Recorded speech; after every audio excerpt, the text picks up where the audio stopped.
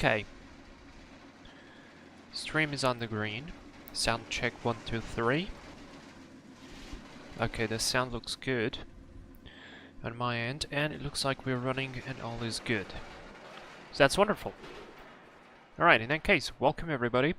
I hope you're having a nice weekend. It's good to be back from yesterday. I hope you enjoyed that unstable approach in Florianopolis with the A330. I was really in a hurry, but hey, it ended up pretty well. So we're good. We're good, and we are back for more. In fact, we're back for more with this quite shiny 767 with Florida West livery. This company actually ceased to exist, but the livery is just so nice that I thought, why not bring it? So here we are. We're flying as FedEx though still, and we'll be flying to Kai Tak again. You guys requested this flight, so we're going to Kai Tak on the 76 cargo version. We are departing from Taipei, and why am I not parked well? Interesting. This is how I spawned. Anyways, so we're going to do Taipei to Hong Kong, the good old Kai Tak airport. With the fantastic, shall I say, wonderful Freeware scenery created by XPJavelin. The link is down in the description. I highly recommend you guys to check it out because it's an amazing scenery. We were missing this scenery indeed for X-Plane 12, and finally it is, and it's native for it. It has everything that you need there, and it looks amazing. So it's gonna be cool. I've got the plan already loaded into SimBrief. The only thing I have left to do is submit the flight plan, of course, do a little bit of a weather briefing. The funny thing is, in Taipei, well, it's nighttime, okay? We're not running real time now because otherwise it's going to be completely black. If you guys prefer that, I can put it there, but I'm trying to get the sunset for our arrival into Kai Tak, so like late after sunset time or perhaps early night time, that would be the perfect timing for it. So yeah, that's gonna be it. 767-300, of course. We're not running the shorter one. The special freighter. Oh, and I was about to say that yes, Taipei was supposed to be foggy, and it kind of looks foggy, but this is a very minor fog, so I don't know. Maybe the weather is gonna get worse or not. I'm running default scenery. Everything is default, so yeah. Okay, that's it. LPCP plane spotting. Hello, how are you? Estou fixe, pá. Estou quase a acabar o curso. Como é que tu estás? Espero que estejas bem. Sync Crash Flyer. Hello, great to see you here. Yeah, it's a shiny airplane. I like it quite a lot. In fact, it looks really nice up in the sky and on the ground as well. Sometimes it's just like the reflections may be a little bit weird, but it's a really neat livery, by the way. It is down in the description as well. So yeah, Walney, hey, welcome, dude. I saw your map for the NDB, and you had like a bunch of those. 100 and no wait, how many were there? Were there 115 NDBs in Poland? Man, that's crazy. That's huge work. Huge work. Martin, good to see you here. How are you doing? Had to crack a cold one to go along with the stream and a TPL study. How's it going, man? How is it going? Are you enjoying it? I hope you are. You know, we should be able to enjoy all this stuff, even the ones that are a little bit weird. But yeah. Comigo tudo impecável, LPCP Blind Spotting. Pá, olha, tentei mesmo ir a Castelo Branco, entretanto apareceu uma oportunidade para ir a Castelo Branco, só que entretanto surgiu outra oportunidade para fazer uma coisa mais interessante, então fiz. Portanto, acho que já não vou, infelizmente, mais a Castelo Branco. Mas aparentemente vamos ao Beiras, portanto a gente vê-se lá. Alright, guys, so let's go into the plane. Again, I'm still running the new cockpit because, well, the old avionics, they are still a little bit weird with this latest X-Plane beta. So we're flying with the new ones. I hope you guys don't mind. So let me just move a little bit my stuff here. And let's start with the basic stuff. So confirming that the engines are off, thrust levers, the parking brake, all that stuff, the gear is down. And we've got, of course, the wipers in the off position, so that's good. I've already connected the external power, and you know what? I think I have a bug here that will require me to change the time. Yeah, I'm pretty sure, because this... Okay, no, it's good. Alright, then let's put this to auto and external power on. Alright, no, it's fine. It really looked like it was bugged, because sometimes this dark here is too dark. But anyways. Alright, this goes on, this goes on, this goes on. We're gonna go right engine and this on. Check the accumulator pressure, which in this case it is right here, and it's looking good. So accumulator is good. Position lights on and emergency lights. No smoking to on, and we'll wait until the airplane powers up. No, it's still weird, I think.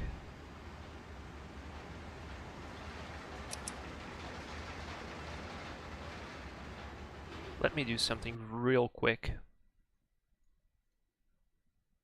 Sometimes when you change the time, yeah, there we go. It doesn't want to load everything correctly. Now it looks like it should. Good. Okay.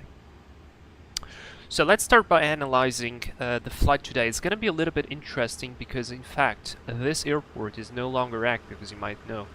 So while we can do it in the sim world, I'm not sure how well is this planning gonna go. So this is gonna be interesting here. Oh no, Hong Kong is saying that's... It looks like the wind is going for the other runway. Well, we'll see. We'll see what the Hong Kong actually gives us, like the main airport. And then we'll see. 0708. No, 0708, that means circling to land, that means good. Alright, so FedEx 31, I'm gonna view the PDF. I'm gonna pre-file as well it on the network already. Very quickly, make sure that all is good. So that's correct, that's correct, that's correct. The route seems fine. And I'm gonna file the flight plan. So if ATC comes online and we won't be able to do this properly, I'm just gonna simply disconnect from VATSIM, but so far right now seems to be pretty calm. So we'll see. Alright, flight plan, I did hit the submit. Yes, I did. Good, let's check it out. So I need my red pen. Costin X70. 360. Seems pretty good. Average wind 262 at 55, so we're going to have a little bit of a headwind, looks like. Total fuel 13.1, that's what I'm going to assume, 13.1, and diversion fuel 4.8, sounds good. Alternate, well, here we've got the other airport, what is it called, Shenzhen? We flew it when we actually tried the scenery the first time. So, still, I'd probably just return to the other Hong Kong airport, but it's fine. We've got the alternate here. Route looks good. Departing 23 left. I hope it's the closest one to us, because we're really close to a runway. Yeah, we're very close to runway 23 right, so we're going to have a little bit of a taxiing to do. So that's fine. That's alright. Zero fuel weight 122.5, so sounds good to me. And let's check what do we have here in terms of weather. So I want to see significant weather stuff. Oh, nothing. Beautiful. Yeah, there's the jet stream. So the direction of the wind is going to be more or less towards that direction. Nothing on the weather radar. Let's check the SIGMATs. Yeah, pretty good. Wow. Okay, fantastic. Well, weather seems fine. Let's just hit like this. 180 with 3 kilometers visibility mist. Okay, so it's mist. It's not exactly a fog. Scattered 300, broken 500, broken 800. Temperature 19, dew point 19. QNH 1015. QNH 1015. Sync that. And let's see what else do we have here interesting. Forecast. Forecast is good. Oh, Saint Tensions 8 is now appearing here. How? How interesting. Wow. Alright, let's just go through the node tabs really quick so we can actually tell that we did check them. Portion runway Romeo. Taxi Romeo between Romeo 1 and Romeo 3. Closed for aircraft parking. Okay, parking, that's fine. Aircraft taxiing and towing. Quebec 4. Seems good. This is closed for inspection, but the timing does not apply for us, so no temp seems fine. Of course, we're going to assume that in Kai-Tak is going to be all good. Checking the arrival weather now. We do not have any METAR for Kai-Tak, so I'm just using the Hong Kong one, the closest 10905 variable. Fine. A few at 2000, temperature 22. Dew point 18, QNH 1014, no significant change. Let's just see the forecast here. So it seems pretty the same. Few 2000 and tempo variable 5. Yeah, great weather. It's gonna be actually properly great weather. Good. All right. Let's start powering up the airplane. Powering everything. Do our flows. So starting with this. Put this to nav. Nav and nav. Yaw damper is going to go on. These guys are going to come on. Now I'm going to leave on. The rest is going to be auto off for now. We did check this. We don't need the overhead lighting. So let's see. That's fine. That's fine. That's fine. I don't think I need to put this on. Off. Starter 1. Let's do starter 2 just for variation. Fuel pump is off. We've got 16 on board. Interesting. We should have less than that. How much fuel did we require? I think we even required less than that. Yeah, we required 13. Okay, so we'll be tankering that. Interesting. Anti-ice is fine. Let's put the logo lights on. Put this to on. Auto. We need the airfield elevation to start with. Airfield elevation, please, for Taipei.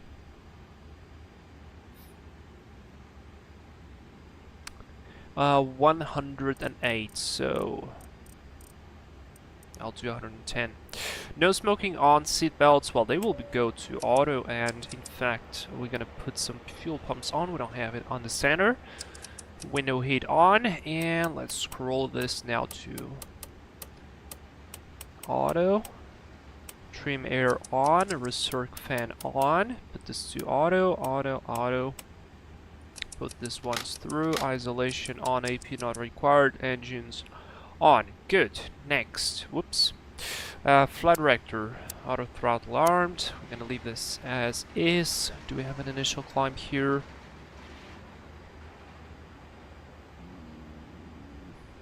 No, I don't see it, so we'll leave 11,000. That's the transition altitude for us. Runway 23. That means we're going to be departing approximately on 23 something, so I'll put 230 for now so we don't forget it. Alright, checking here all this stuff. I'm going to cancel it. Brake source, that's all associated. Alright, that looks good. Engines look fine. Status here looks fine. RTO on that. Put this to on. Alright, we're gonna put... Can I limit already? Yeah, takeoff 1 for us. Normal there, and let's go into the box. FMC. Feels kind of dark to me.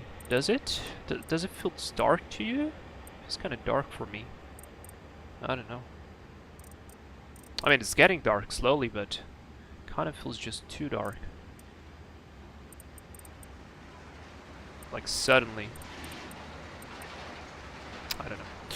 Alright, box. So, confirming nav data, we've got that on. That's good. And RCTP. So, RCTP is in. That's set. GPS position is more or less correct with that. So, good. And now, Hong Kong.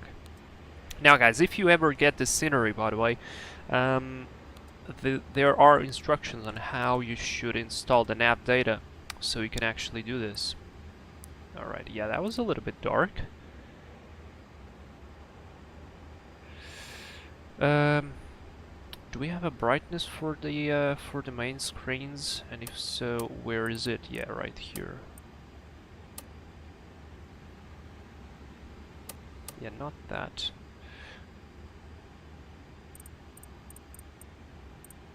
This is the panel. This is the flood. Dude, I'm not... Can't remember. Alright, so this 2000 here, altitude off. This is gonna be auto, and the rest seems good. LPCB plane spotting. Espera lá já a confirmação do Beiras. Epá, se houver, sim.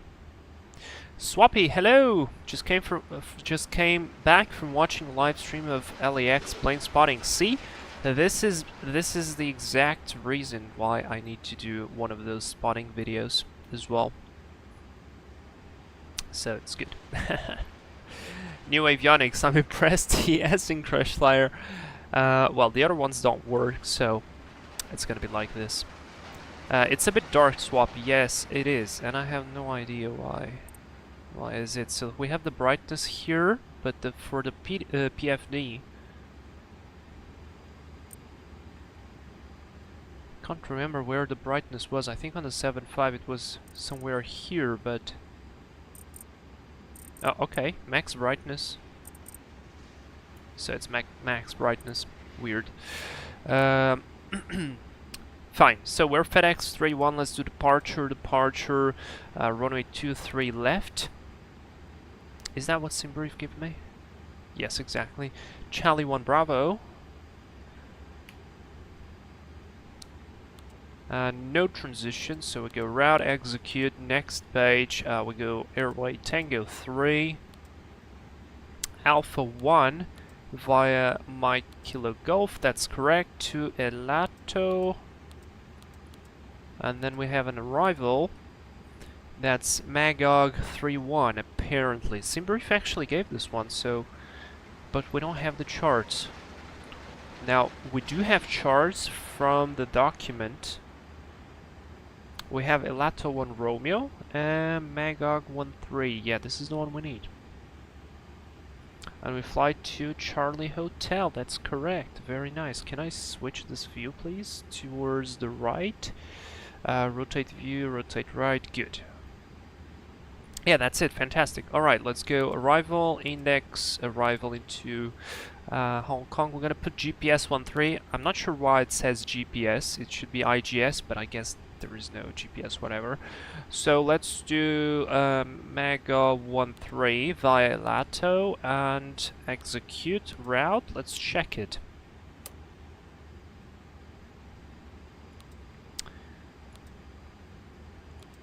Let's check it. So, oh yeah, well, we don't have the GPS yet. Candy mount, that's all correct. And then we have a discontinuity there. Weird, because I've actually inputted the Lato, but let's say we do it like this. And there's the approach. Okay, good. I'll take that. I will take that. Alright, another thing I should have done already. Load the plane, actually. Yes, see here, plane is not loaded. I've seen the fuel weight. It's 16.1. Well, we're gonna put 16.1 anyway then. Gonna assume that the plane is overfueled. Somebody messed up. Not us, but somebody messed up. And estimated zero fuel weight 122.5. So, pallet number. Let's add a bunch of them. Maximum is 13 and zero fuel weight 147. That's a lot. Let's do 12. Why not fly heavy? I mean, let's go fly heavy. Let's go full plane. 13. No cargo though, so this seems good. No CG adjustment, or perhaps I could do a little bit of cargo. Yeah, there we go. It's funny how 400 kilos actually does change the CG. You can see it. Let's do 1,000. Alright, I would put probably 2-3 on the CG. Looks good to me. Let's do load. Or wait, I need to open the other doors. These ones, because we actually did put some cargo back there. Load the plane, loading the plane, please wait. That sounds good. Yeah, it's getting dark. It's definitely getting dark. There we go. Alright, so cost index is gonna be 70. Oops. Flight level 360. We're gonna fly definitely heavier than we should have. At least according to the planning, but hey, we're getting our job done. Flaps 5 for sure. And now we just have to wait. Alright, so here I need GPS, yes. Speaking of that, let's actually recheck the flight plan. Now there is no weird jittering. Fantastic. Very good. And let me open the checklist already. 767 normal checklist. Let's do a pre-flight check. Oxygen. Oxygen. Yeah, that's tested. Pressurization mode selector is on auto altitude set. Flight instruments, we've got heading 148 on both sides. Altitude with QNH 1015 is 140. And on the standby as well, so that's good. Parking brake is set, fuel control switches are cut off, and gear pin should be removed somewhere back there. So the pre-flight checklist is now complete, which is great. Oh, we disconnected from VATSIM.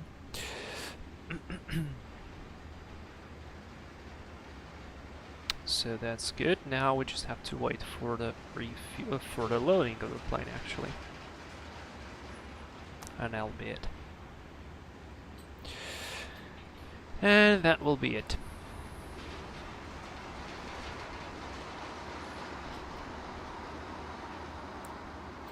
Yeah, it's gonna take a little bit of time. I wish we could actually see it happening. Oh wow, look, it looks so nice. And we just got hit over. Yeah, we're gonna get there in nighttime. Dude, this is looking cool. Oh, somebody's getting arrested there. It's a parade. Okay, let me check. No ATC still? Yep, no ATC. So we're just waiting for the loading of the plane. Just that. Sad thing about this airplane, it is really nice, but you cannot get out of here. So I'm trying to get out of the cockpit shell. You can't do that. So there is no wing views, which kind of like, okay, you shouldn't have a wing view, but for instance, if you want to take a screenshot for here, or make a view from here, or just access it from the cabin like this, like you can do it on the 777, you can't do that. And it's a little bit annoying because, well, it looks cool.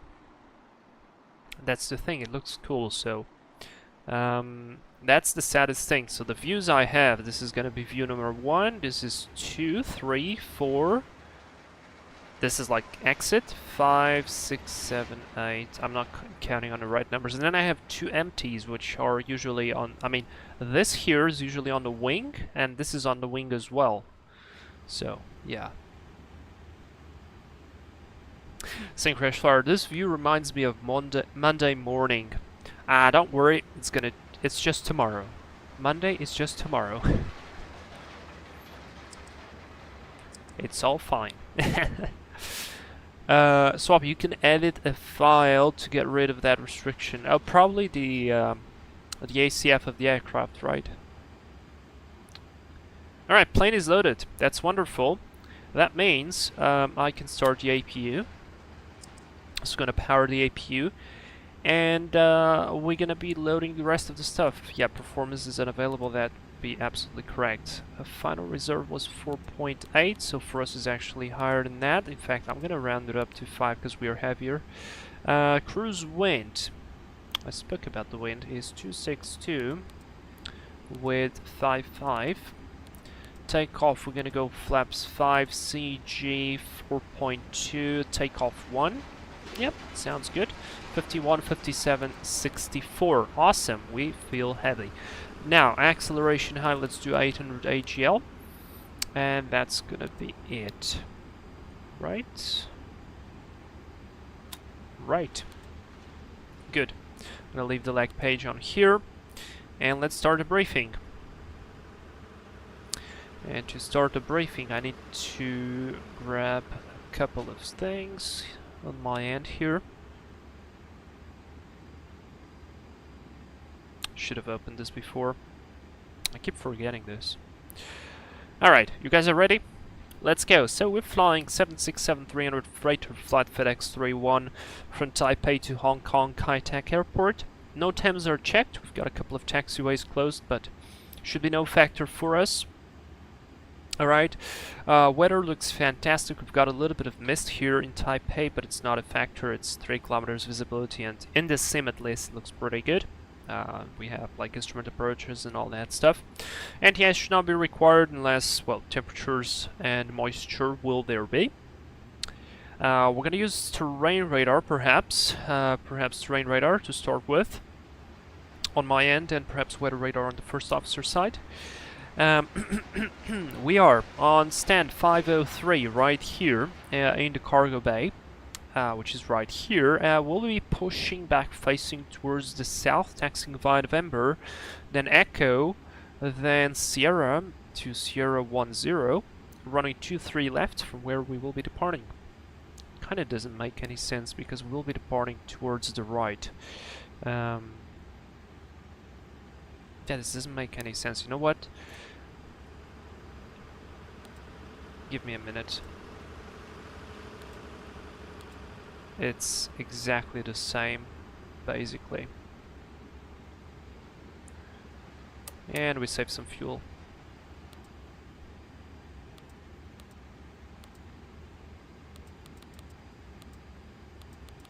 Yep, there we go. Much better. I prefer this way. Alright, so runway is, well, it could be damp because of the moisture. But yeah, we don't have anything here. 3 kilometers mist scattered, 300 broken, 500 broken, 800. I mean, seems okay, but we're gonna assume the runway is damp. Alright, wind is light, 1703. So set this, our taxi is gonna be extremely simple. We're gonna push back here and just taxi here. That's it, okay? We will depart with flaps 5. Set this, flaps 5 probably lost all our performance. Oh no, we didn't. Trim 4.2 and V speeds 151, 157 and 164, which is set. Our departure. Departure is Charlie 1 Delta. This is page 20-3, effective from the 2nd of November of 2023. There are some DME gaps, interestingly. We require RNAV 1, transition altitude is 11,000. It's going to be also our initial climbing altitude. Radar monitoring required, so even though we don't have ATC, we're going to assume that we do have it. Require a couple of, well, 2, 3 left for us. It's actually not applicable to climbing gradient, so that's good. And climb and runway heading until leaving 600. So it's going to be in our initial climb, and from here we direct to Tango Papa 230 to Sumer to Charlie Max 210 until established on track to Sumer, which is right here, and we have to cross it above 4,000. And from there we proceed direct to Charlie. So very simple, straight ahead above 600, right hand turn direct Sumer above 4,000, and left turn to Charlie, and that's it. Great. I hate the plane icon. No radio navs will be selected. However, I think it's always a good thing to have, let's put Cat 2 ILS here, just for the sake of it. 199. I said I wanted to say 111. Yeah, 111.9. 111.9, and it was 234.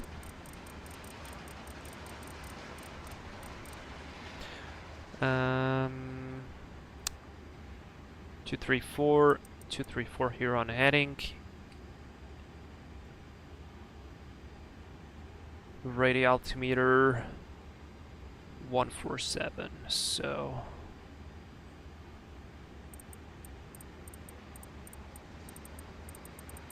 if something goes wrong, at least we have it already prepared.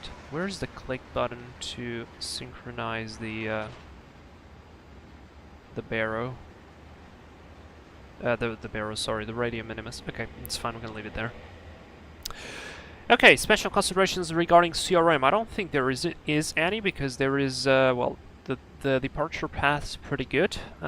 We do have some terrain. In fact, Great Moor is 15,100 here, so there is definitely some terrain, and MSA in the airport area is 9,000, so as long as we keep ourselves over the ocean, we should be fine. Abnormals, as this is Boeing, we're gonna reject for anything until 80 knots. From 80 knots, still V1, only significant malfunctions like engine failure, engine fire, windshield alert, pilot incapacitation, or anything else that will affect the safety of the flight, in which case I will call reject, put the thrust to idle, apply maximum reverse. Well, if the auto brake doesn't work, we're going to apply maximum manual braking, stop the airplane on the runway, set the parking brake. No cabin crew there, so we'll just advise the ATC and then assess the situation. Okay.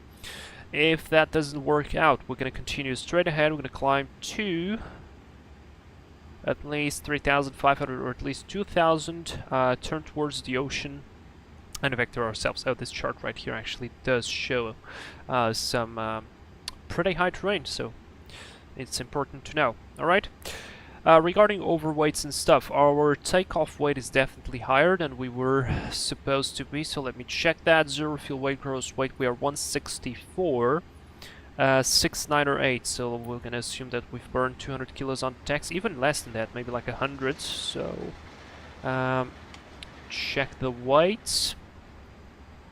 Max landing weight is 147, so yeah, we will be overweight. Otherwise, 147, and set this 147. We were supposed to burn 7 tons, and we are 164. So, does this mean? Oh, we're gonna land overweight, really?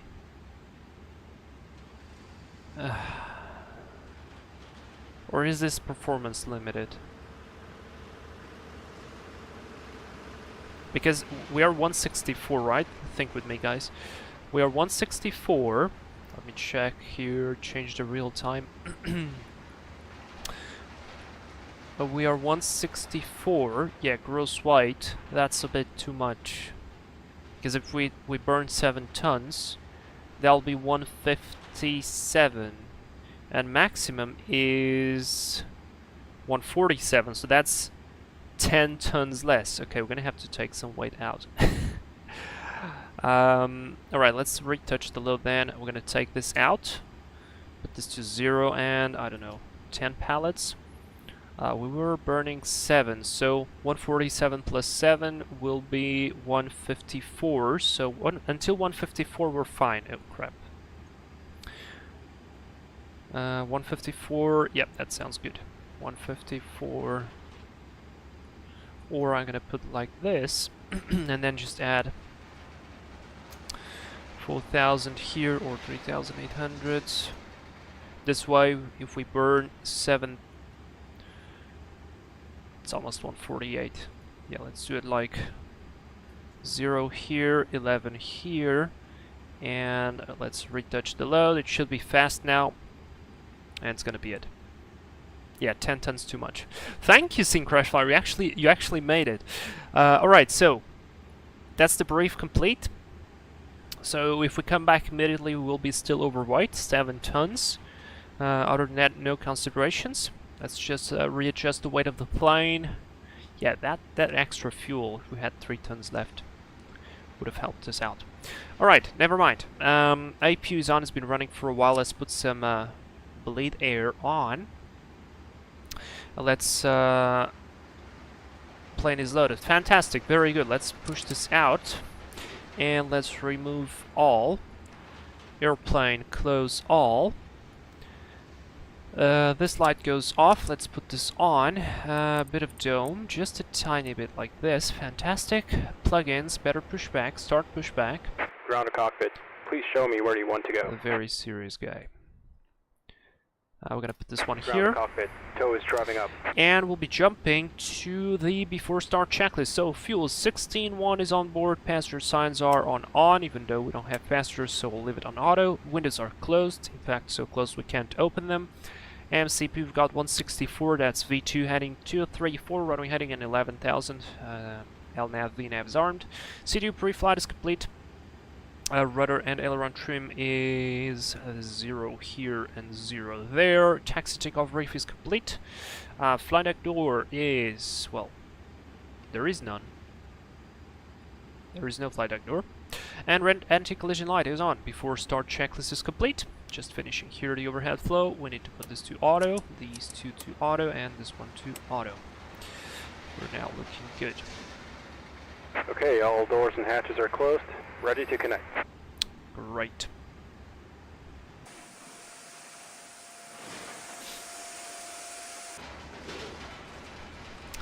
Ah, fantastic.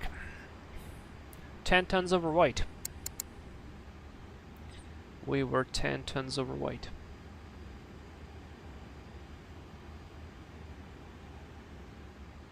Oh, wait. Good.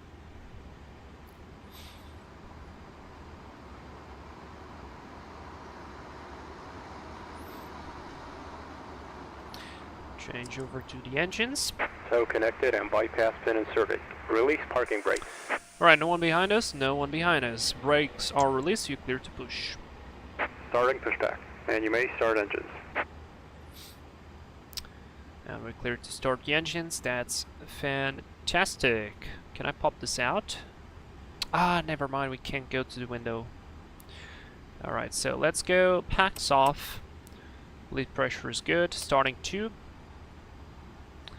Watching that N2 rise. And fuel on.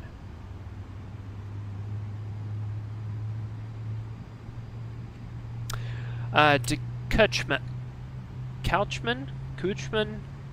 Hello sir, I'd like to buy an airplane for X-Plane. I don't have any other ones. Which one would you recommend? Hello, welcome to the live stream first. Good question. So to answer it, I would first need to ask you a couple of questions. First, what do you like most? Large jets? Like, and when I say large jets, it's like 747, 330, 340, 777, all that stuff. Do you like medium range jets like 320, 737, Embraer E190s, stuff like that? Do you like smaller regional jets like Embraer 135s, Q400 perhaps? Do you want to fly turboprops? What the hell was that? I got really scared by that. Right, engine is good, stabilized. Starting one. Or whether you like general aviation airplanes or smaller turboprop airplanes. Introduce the fuel, dude. That airport sounds are just annoying. Love the engine sounds though.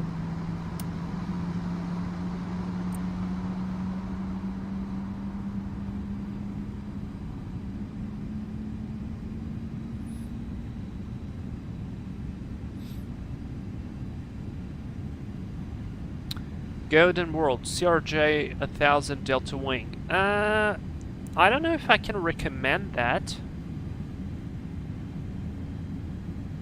It does take its sweet time.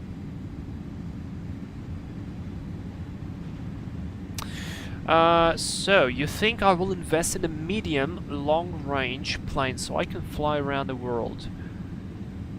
Alright, medium long-range plane. Probably your best bet would be Tolis A321neo then. Alright, we've got good engine start. In which case I'm going to put APU off. Remove this. Remove this. Put this back on. That's set, that's set, that's set. That's set, and... Operation complete. Set parking brake. That's set. Very good. Parking brake is set. You're clear to disconnect. Flaps 5. Disconnecting tow. Stand by. Let's do a flight control check. Full up. Full down. Neutral. Full left. Full right. Neutral. Rudder. Full left. Full right. And neutral. We need to set the trim down 4.2 or 4.2 just. That's set. Let's do recall. Parking brake, that's associated. Disconnect that. Very nice. Before tax checklist. Anti-ice not required. Left and right isolation valve is off. Auto brake correction recall is checked. Auto brake RTO. Ground equipment about to be cleared. I can't say about the CRJ. I don't have it, but the thing is. Oh, it's disconnected. Bypass bin has been removed. Hand signal on the left. We'll see you next time and have a safe flight. Never mind. It's gonna be the flight time. Block time should be on the first officer's side. I'm gonna add 2 minutes. See you next time. Bye bye. So I can't speak about the CRJ 1000. The texturing on it doesn't look very well. Oh my god, the systems don't look very amazing as well. So I can't speak about that. Cabin light should be back there. Why is it not working though?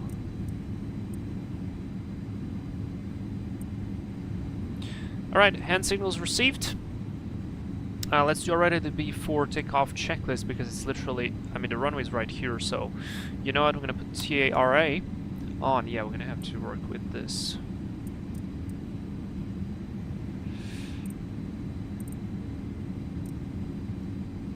Maybe now it's gonna be better.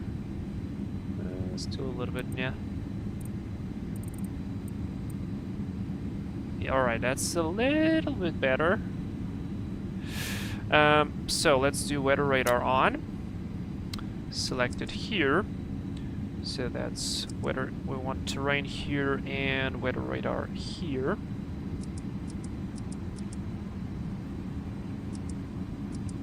There we go. So that's powered. And what else do we need? That's about it. Alright, takeoff briefing. So straight ahead until 600, right hand turn above 4000 and left. So that's reviewed packs, auto flaps 5 set. Yes, they are. Stabilizer trim 4.2 is set. Speed brake lever is down. Flight controls check, cabin secure before takeoff checklist is complete. Very well, let's put some lights on. And wing lights on as well. Clear on left, clear ahead, clear on the right.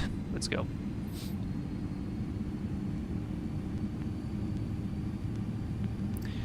So yeah, the accoutrement I would probably suggest for that something like a Tolis 321 Neo, because if you want like medium long range, you can do pretty long range with the 321. I really like the 330 as well. It's not amazing in terms of textures. Brake checked, good. But it's a great plane, very, very nice systems, and it feels heavy. It feels properly heavy. Like, for instance, the 7.6 also feels pretty heavy. So yeah, there is that. Now the rest, yeah, I don't know. I don't recommend any of the Embraers apart from the Phenom, but the Phenom is an extremely simple airplane, and it's not exactly a long range. It's more of a short range. So yeah, FlightFactor 777 is amazing. 7.5, 7.6 is great as well. Runway ahead. Let's check there is no one there. I see a light there, up there, but that looks like a star. No airplane. Let's check that side as well. Checked. Taipei traffic, FedEx 3-1 Heavy is lining up runway 23 right for departure, Taipei. Strobes on. There is somebody sending messages. FedEx 2-1. Oh! Do we have anybody flying with us?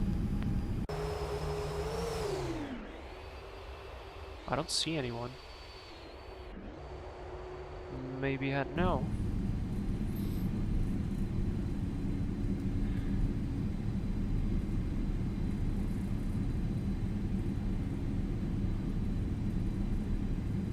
Oh man, this view is amazing. Alright, you guys are ready? Let's go. Takeoff's okay in chat. Hit the like button. I'm gonna spool up the engines. Chrono is on. Chrono full 40%. That's stabilized toga. And 1.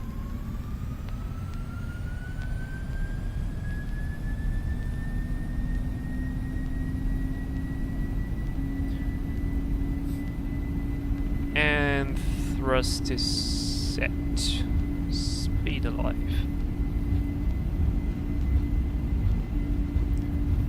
As 80 knots, throttle hold.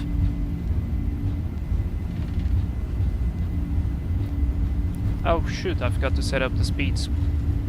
51, 57.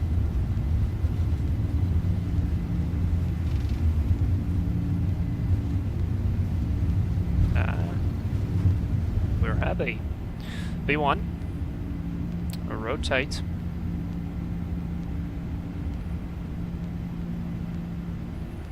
Positive right gear up. LNAV.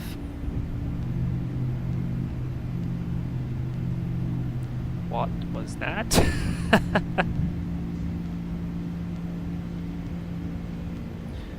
Alright, we are above 600. Should be turning. And 1 VNAV speed. Did I mess that up? Alright, let's fly the plane. Hand fly it for a little bit, why not? Let me check. Climb and running heading to 600 and then to Tango Papa 06. Okay, so I messed up a little bit the briefing. We're good though. We are good. Flying boxes also, so fly for a little bit longer. Manually, let's go flaps 1.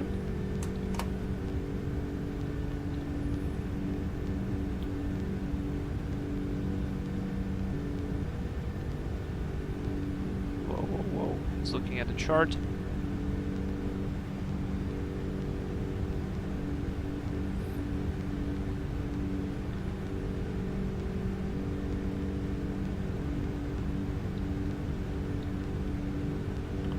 Let's go flaps up.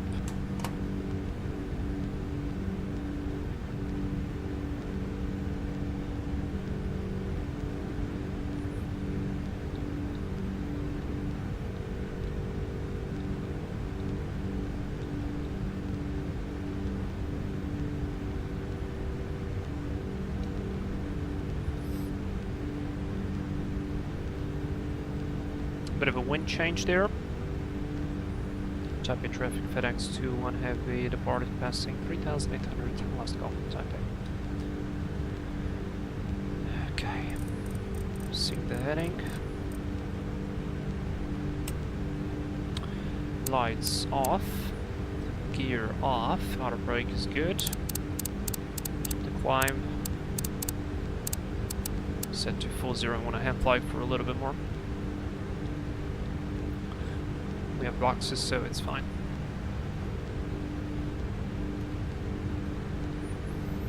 And let's put it to climb.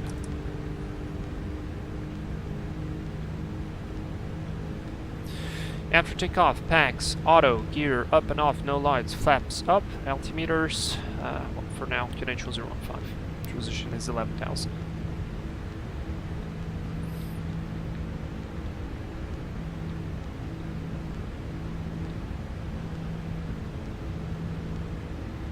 I hear the clicking sound. Do you hear the click? I don't know why it happens. It happens sometimes.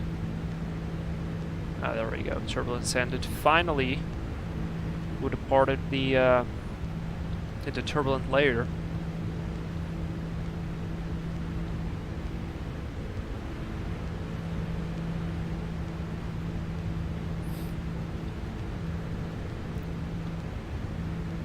It's really steady now.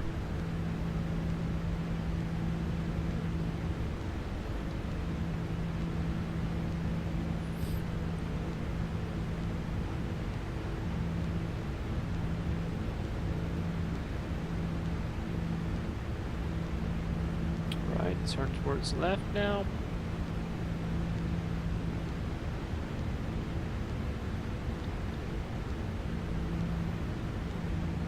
Bit of hand flying. There's 10,000 feet. Lights. Oh, lights off. Wing and logo. Synchronize heading.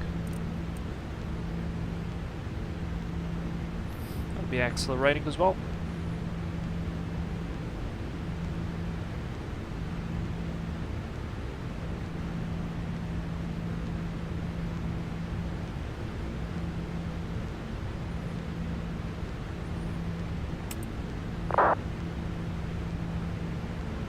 There's transition altitude.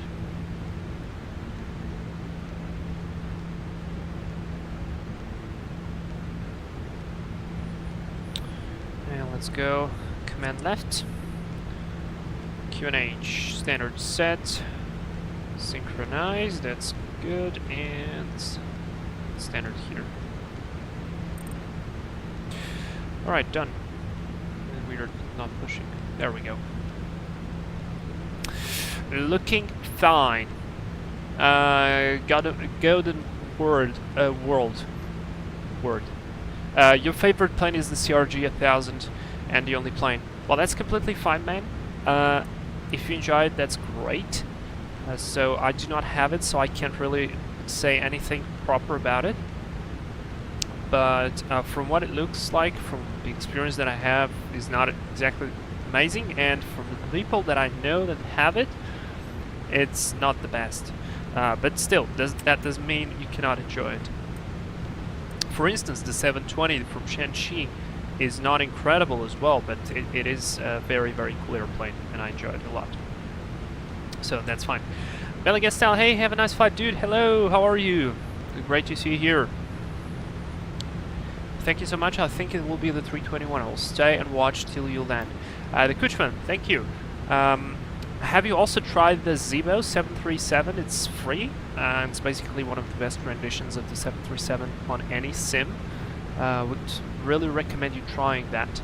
There is that. There is the King Air, the C90B Evo mod. There are two different versions, one with the Garmin G1000 and the other one with a conventional old avionics for the King Air. Both airplanes are absolutely amazing, and I highly recommend you to try them both. So, yeah. Optimum is 330, max 380. We were gonna go 36. Yeah, let's go 36 anyway. So, yeah.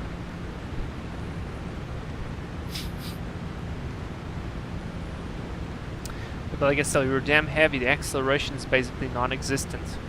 Yeah, that was a long roll. And the problem was as well that the engines. So this is actually an interesting topic that you're speaking about. So thrust on engines. Even though we look at this and we think about percentage of N1, which makes sense because it is a percentage of N1. The thrust output is not linear. So let's say if you have 50% N1, you are not delivering 50% of your power. So the thrust curve is not linear. It's like is basically, let me show you.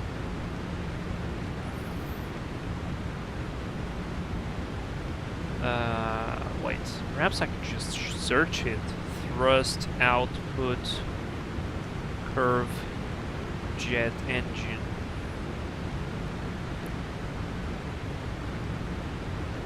So if I go to a picture here, I don't want to vary with thrust output N1 jet engine. Yeah, it's kind of like this, so this is what you get. Maximum of RPM, percent maximum RPM. So you can see it's not linear, and the last like 20% are very, very fundamental. So I don't know if you noticed this, but when we were departing, the thrust took a lot of time getting towards that final maximum amount that we were planning on. And I believe that is one of the reasons why we actually got this longer takeoff roll. So it definitely affected our takeoff distance there. So if I would have just stayed there with the brakes set and waited maybe like 5 seconds, we would definitely have a more standard, let's say, takeoff perhaps. David TSW, hey Vlad, 200 or 300 also default sounds. David TSW, hello. This is the 300, and I'm running it with the FT Sim sound pack. In fact, you know what? Just for for this purpose. I'm going to put the logo light on. I mean, now that I look at it, with this time, there is no benefit of having the shiny livery. So here's the deal, like, how about we put some daytime on the cruise, and when we come to land, I'm going to put back to nighttime. What would you say? But yes, this is the 300 freighter, and FTSIM sound pack, which I recommend because it's like you can get a subscription for him for $2, and you can download sound packs for 767, 757, A350, and probably there are more planes, but I don't remember. But essentially for $2 you get a bunch of them, and they're actually legit, so that's cool. It has sometimes this weird clicking, but now it's not clicking, so I don't understand what's with it.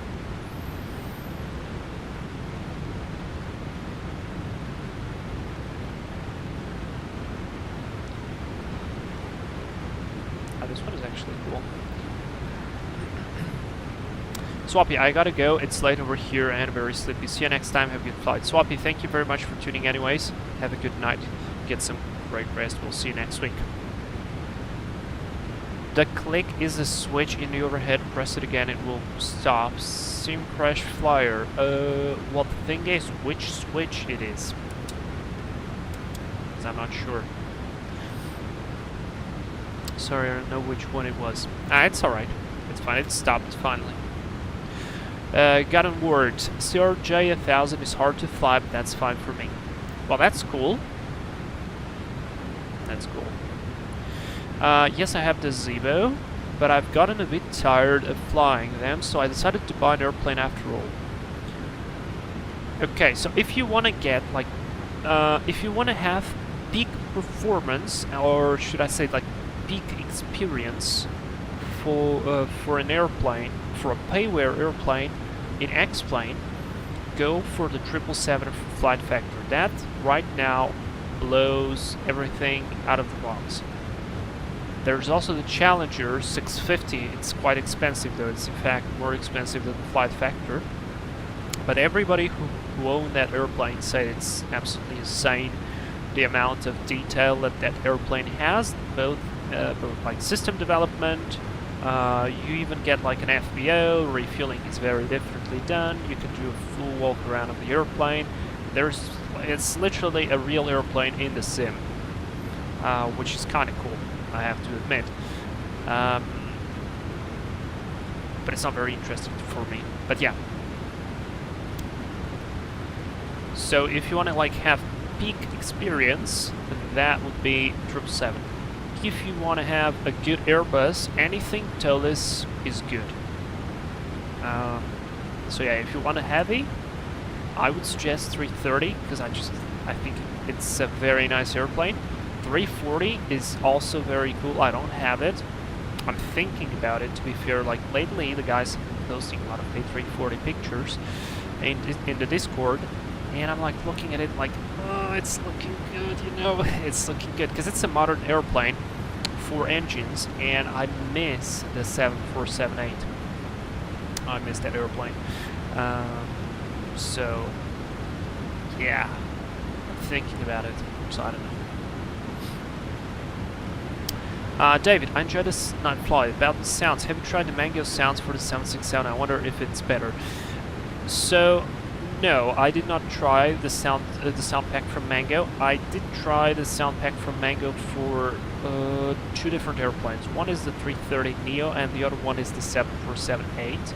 And essentially both are mediocre. Like the 330 is relatively okay, but it's just like all their sound packs are always mid. And I'm not really enjoying that, so I decided not to go anymore with Mango. What I can recommend for Mango though is their engine models. They did an engine model for the 330 and for the 330. They did it also for the 767, but I didn't go with that because it's just one engine model.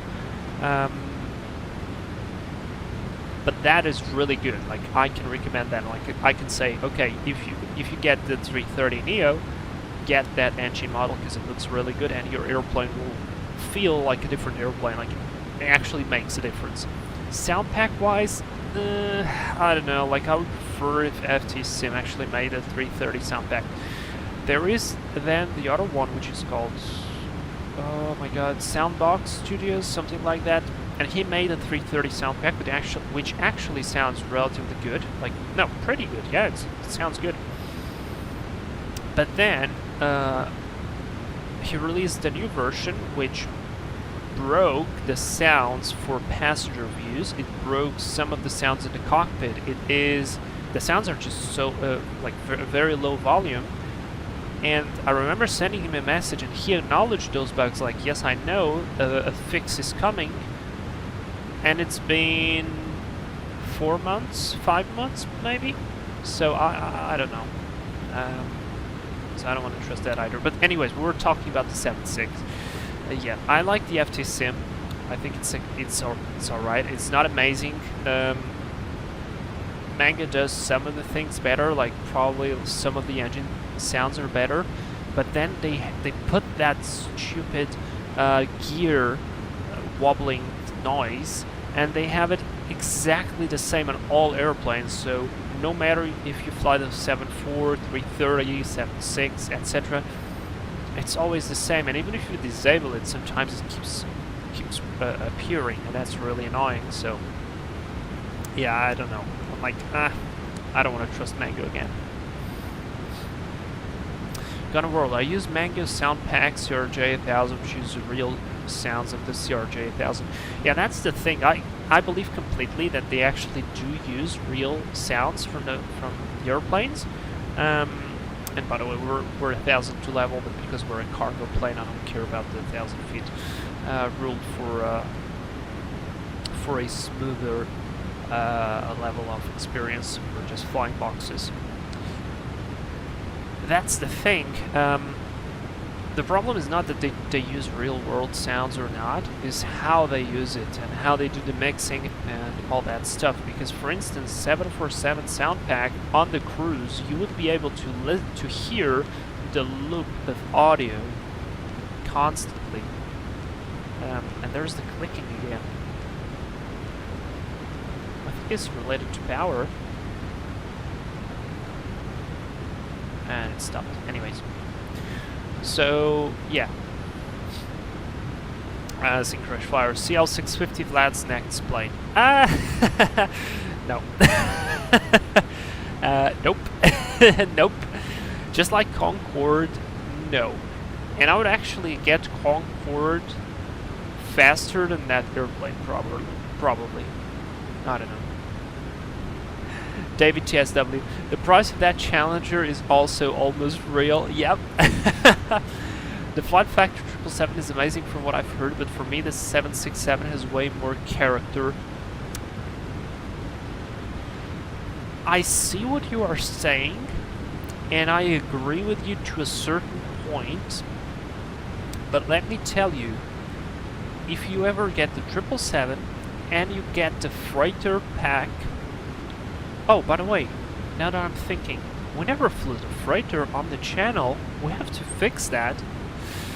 But yeah, if you ever get the 777 and you get the freighter expansion and you put some nice sunset when the light, like the sun just sets and that bluish, dark bluish color starts to appear in the sky, and you put some cockpit lighting on, and you take off and you listen to that engine noise, and you feel all the systems around the airplane, you will think again. Or you will remember that once I said these words, and you will think like, okay, maybe, just maybe this airplane goes one step further. But I see what you're saying.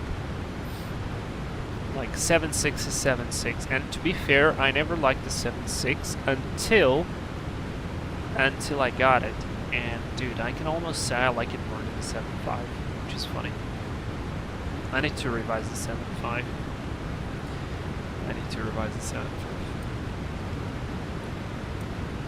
Alright, I need range. More range so I can see how many miles do we have left until top of descent.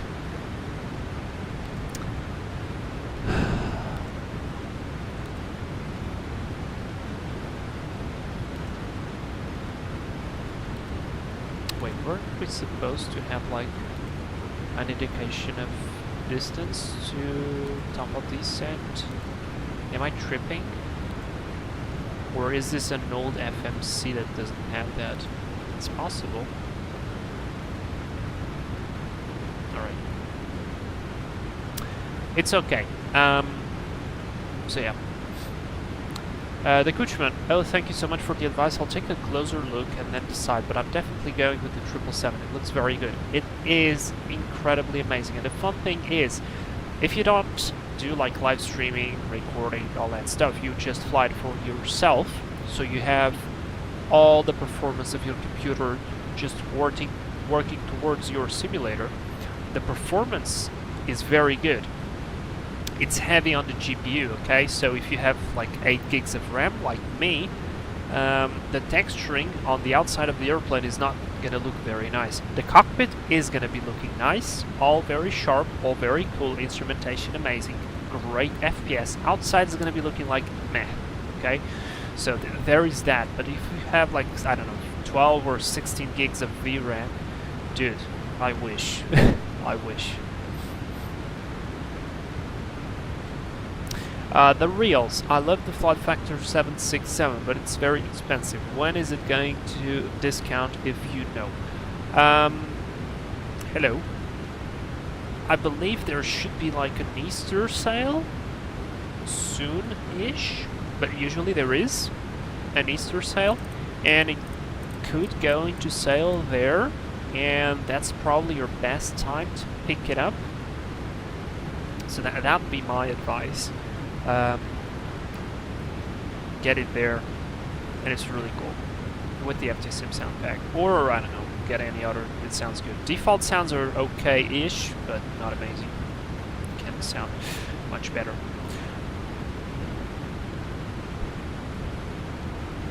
Syncrash Fire. Yes, we have to correct that. 777 freighter, perhaps in a familiar paint job.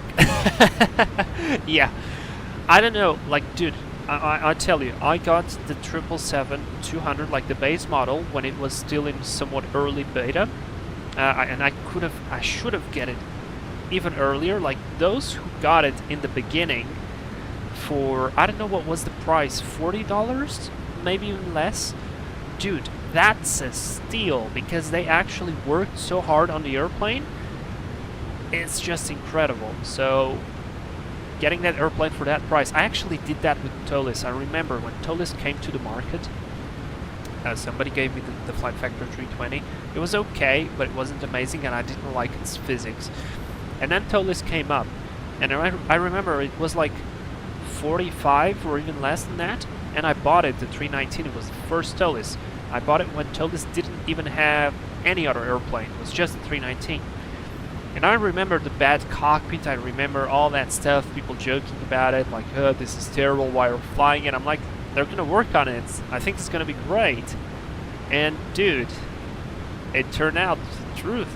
Well, it turned out for real. That was really, really cool.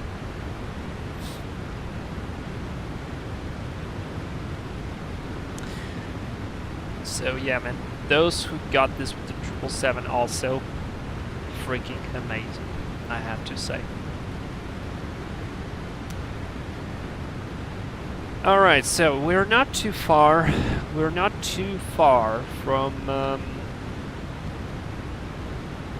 our airport, in fact.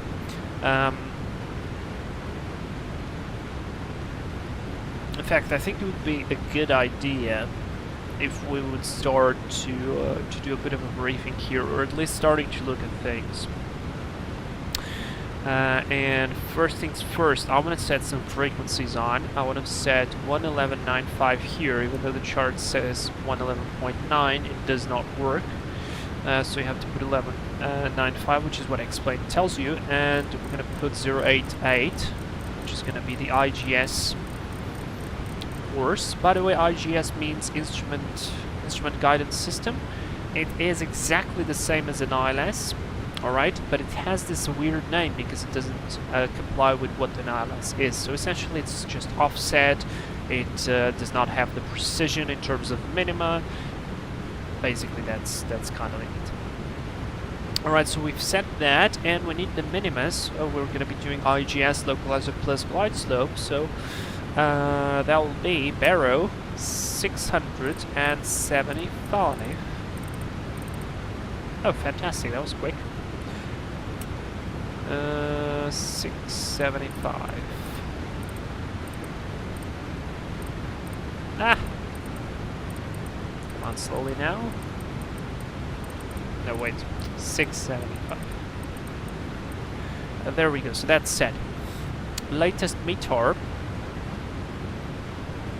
for Hong Kong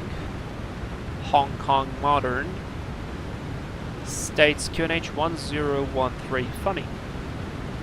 So I'll pre-select that already. 1013 is set there. We're going to keep that on. I'll probably use auto brake too. I don't think we'll need more than that. But we'll see. And what else do I need here? So I've got frequency, I've got minimus. Landing altitude is 15, so it's literally sea level. So we'll put 10. And that will be it.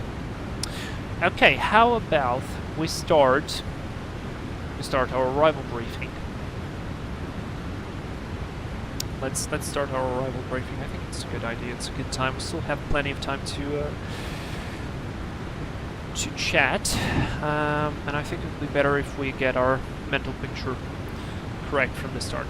Okay, let's go. You guys are ready? Okay, the status of the airplane seems to be fine. We're looking good. Everything seems standard. The weather so far in Hong Kong, like main airport. QNH 1013, as I said, wind is 107 at 7, so that's a 30 knot crosswind for runway 13. Sorry, that's a 30 knot, Jesus Christ, 30 degrees offset for the wind, so it's going to come a little bit from the left for us, which is actually good because it will push us away from the mountain. Visibility is great at more than 10, few clouds 1,500, temperature 22, QNH 1013, no significant change, so amazing in terms of weather. No temps, there are no temps, so I'm just going to skip through that. I don't expect we'll use anti-ice unless we're going to pass through some clouds. I will use terrain radar, because yeah, we're going to be flying into terrain. Top of descent is still like 160 miles, but it's good to think about it already. We will be arriving via a custom chart here, which is going to be page 7, right here. Rotate this view. This is the chart that comes with the scenery. You'll have a document, and this is the chart that you'll get. So I'll be doing the Star Runway 13, page 40-1 from 6th of July of 1998. Beautiful. We're going for the Magog 13 arrival from Elato transition. So essentially we go Elato, Magog, Alpha. We do have a holding there, flight level 150. And then maximum 250 knots below flight level 140 on this section, I guess, or within a certain distance. I don't know. Regardless, we're going to proceed to Chengdu. This is a DME, VOR DME at 6,000 feet. Alright, and from here, so straight line arrival, pretty easy. Let me rotate this back to the left. We're going to jump to this is page 50-1 from the 6th of July of 98 again. IGS runway 13, instrument guidance system for Kai Tak. So our transition altitude is 9,000. We're going to assume this transition level is going to be flight level 100. Okay. IGS DME 111.9. Here is where I'll use 111.95 because there is some weird issue with the way that the radio navigations can be shown in X-plane. Some airplanes rate it as 111.9. Others, like this one for instance, uses 111.95. The document explains that. Essentially use the one that we're final approach course as 088. So we're going to be arriving from Chao. VOR 6000, proceeding to Golf. At 6000, this leg here has 7 miles. This leg here is crucial. In fact, we have above 8. Initial approach fix above 8. Oh, interesting. Did they make a mistake here? Whoever created this chart. Yeah, it's possible. So we'll see. But regardless, this leg here is crucial to lose some speed, because once we do this turn, alright, at or above 180 knots, we'll be very close to starting the descent. And as you guys noticed perhaps yesterday, if you saw the live stream, heavy airplanes usually are quite hard to slow down. So it is very essential to slow down or configure to a certain extent the airplane, so that when we get to the IGS part, we will be in a comfortable airspeed. So, Charlie Hotel above 8, Golf above 6, right-hand turn, maximum 180 knots. This is funny because we're gonna turn at or above 180 knots. Oh, this is the sequencing, never mind, below 180 knots. We'll do 180 knots on this turn. Establish on the outbound, this is going to be 4,500 feet. I'm going to maintain this until intercepting the IGS glide path, which is 3.1 degrees steep, so it's just so slightly more than the standard, until a minimum of 675 for category Delta, which is the one that we'll be using. Alright, in case we lose the glide path, we do have the table here. And here's a warning for the X-plane users, and let's see, warning, yeah, we've got, of course, the localizer course is offset 48 degrees for running 13, that's fine. Missed approach is mandatory by Mike. Mike should be here, I believe. Yeah, that's there. If visual flight is not achieved at this point, in carrying out a missed approach procedure, the right turn must be made at Mike, as any early or late turn will result in loss of terrain clearance. This makes sense, because if we turn early, we're going to fly into this mountain. If we're going to turn late, we're going to fly into this mountain. So it's fundamental that we turn at the right time so we can actually follow the guidance. After passing Mike, flight path indications must be ignored, and they will be. Missed approach.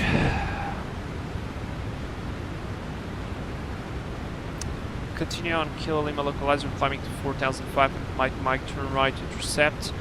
136, course to Tango Hotel. This is Tathong Point on 115.5. Sounds good to me. We could actually manually tune it here, but I don't think we will require that. The weather is absolutely beautiful, and if we will require to do a go-around, we will actually have it all good. So, I'm going to go until the minimus. At the minimus, disconnect the autopilot, hand fly the airplane, visually see the checkerboard, turn towards the right, aligned with the runway, and that's going to be it. Okay, once we land, I believe the ground charts are at the very end. Lighting charts, so yeah, we're going to be arriving like from here. And at this point we're going to follow the lights towards the runway. What I've been noticing is I turned too early, so my turn is like very shallow, and I end up like putting the wings level just over the runway. So I'm going to try today to wait out a little bit so I line up properly with the runway a little bit later. Okay, so this is for me. Then, so we're going to be arriving from here. I think we can vacate via Golf. If not, we're going to vacate somewhere later. That's not Golf, never mind. I don't know what this G means, but I'll vacate probably right here. Alpha 9. Just for fun, I could go through Bravo 4, because this is actually a bridge. The guy actually made a bridge. It is a proper bridge, and it works. I tried it.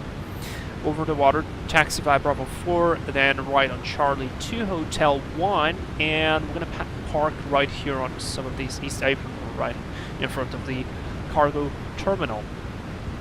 So this is where I would do it. Yeah, that would be it. So that's our taxi. We're going to, of course, use flaps full.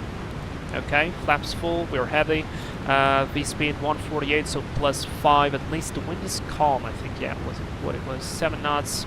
Yeah, so 5 knots should be good. This is 153 on the approach speed. And set this, we can actually set already the... let's do VREF. VREF is 148. Yeah, only 148. In fact, I'm gonna put 147 because probably we're gonna lose a knot from our flight. So yeah, that's basically it. So we briefed that. Radio navs are set. Alternates to fuel. We've got plenty of fuel, so that's all right. Auto brake 2 should be more than enough. Perhaps I should set 3. I'll set 3. Okay. Reverse normal. We'll exit via that. Taxi. Set. Special considerations. So, well, it's an unusual airport, of course. I think my special considerations for this is be aware of the terrain. Remember to turn a little bit later than I usually turn, because I feel like, yeah, I'm going to start turning and then it's too early, but at the same time trying to not turn too late. It is very important to keep the constant descent rate, so you kind of like, you are on the IGS, you see your descent rate, you disconnect the autopilot, and you do not let the vertical speed fluctuate. So it's very important to maintain that constant descent, okay? Other than that, we're looking good. We're not overweight, so yeah, that's kind of it. That's the arrival briefing done. That's the arrival briefing done. All right. The reels. I would absolutely love to fly the 767. I already have the 777 and 757, absolutely art pieces, but never touched the 76. Only the RHD, which was horrid. I don't know which one is the RHD, but if it's horrid, I don't want to know. But yeah, you'll like it. Probably like it. 7.5 is great. To be fair, in terms of handling, I prefer the 7.6 to the 7.5. I do prefer the looks of the 7.5 though, but both are great. Okay, very good. So, seems like all's been fantastic. I have terrain on my side. Perhaps I probably, you know what, I'm going to push the terrain on the first officer side as well. Because I really don't anticipate that we're going to be going through some weather, unless like the bare minimum one. That seems nice and quiet.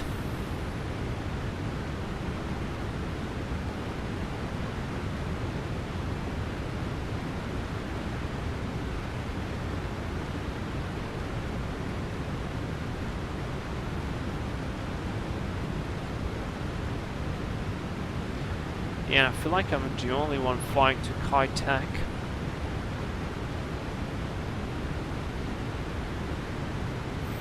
No, I'm not the only one. There are some other people. So that's cool. That's cool. We are nice and prepared. We have this little airplane right here flying 2,000 feet above us. He's flying to... let's see. I think he's flying to the main Hong Kong one. No, he's flying to... yeah, never mind. He's flying to the main Hong Kong. It's an 83... nope, it's a 737 MAX 8. Very nice. Oh, this speaking of 737 Maxes, I'm very excited for the Airfoil Labs one. Like, I'll be honest, I'm a little bit suspicious, but excited. And I'm suspicious just because they have the Airfoil Labs in 350, the King Air. It is good. It looks really great, sound-wise, look-wise, all that stuff. Fantastic, but they took so bloody long to fix some, I would say, essential functions of the airplane that I'm kind of worried will there be the same approach or not to the 737. But so far, it's been looking good. So I hope it flies nice. And I hope it's going to be a good one because we need a max. And this is all boats. 1, 2, 3, 4, 5, 6, 7, 8. And I think it adds a lot to the immersion. To be fair, the boats are really nice.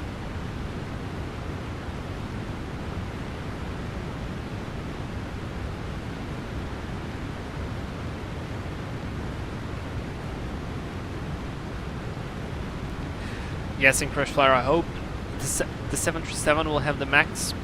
Oh wait, no. No, now I understood what you actually mean.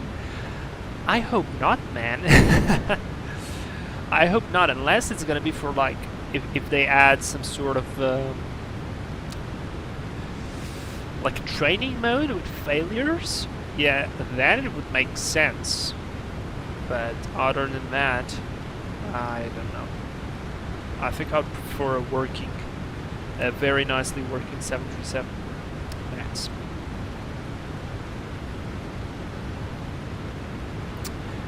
Good, very good. We've got everything ready, about 80 miles till top of descent. Yeah, there we go, 88, 91 miles top of descent, 90 miles in fact. And we could check, because our arrival is essentially in a straight line. So Cheng Chao, we want to be there at 8, right? Let's confirm, by the way, if it's correct. Yeah, 8 mandatory. So we are at 36. Let's make this calculation. 36 minus 8 will be 28.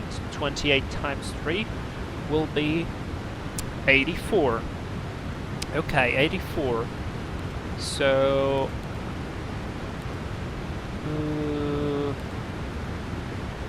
84. I'm gonna add at least 10 miles, even though we have a headwind, which is gonna be pretty okay, but still 10 miles. So 94 miles would be my call. And we have 101 mile to go until we reach the 94. So our top of descent is even earlier than that, so that means the VNAV has actually done a good job. I like it. This will be cool. We'll see if it's good when it releases. Yeah, I'm looking very forward to that. Looking actually very forward.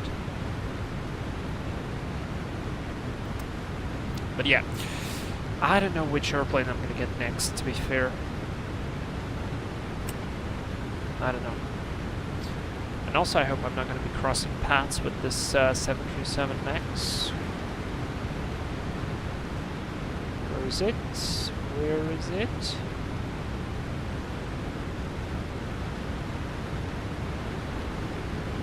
I saw it. Oh. There it is. I am trying to zoom in on him, but it's difficult. This way is a bit far, and it's a bit sensitive. Yeah, but there he is. That's pretty good.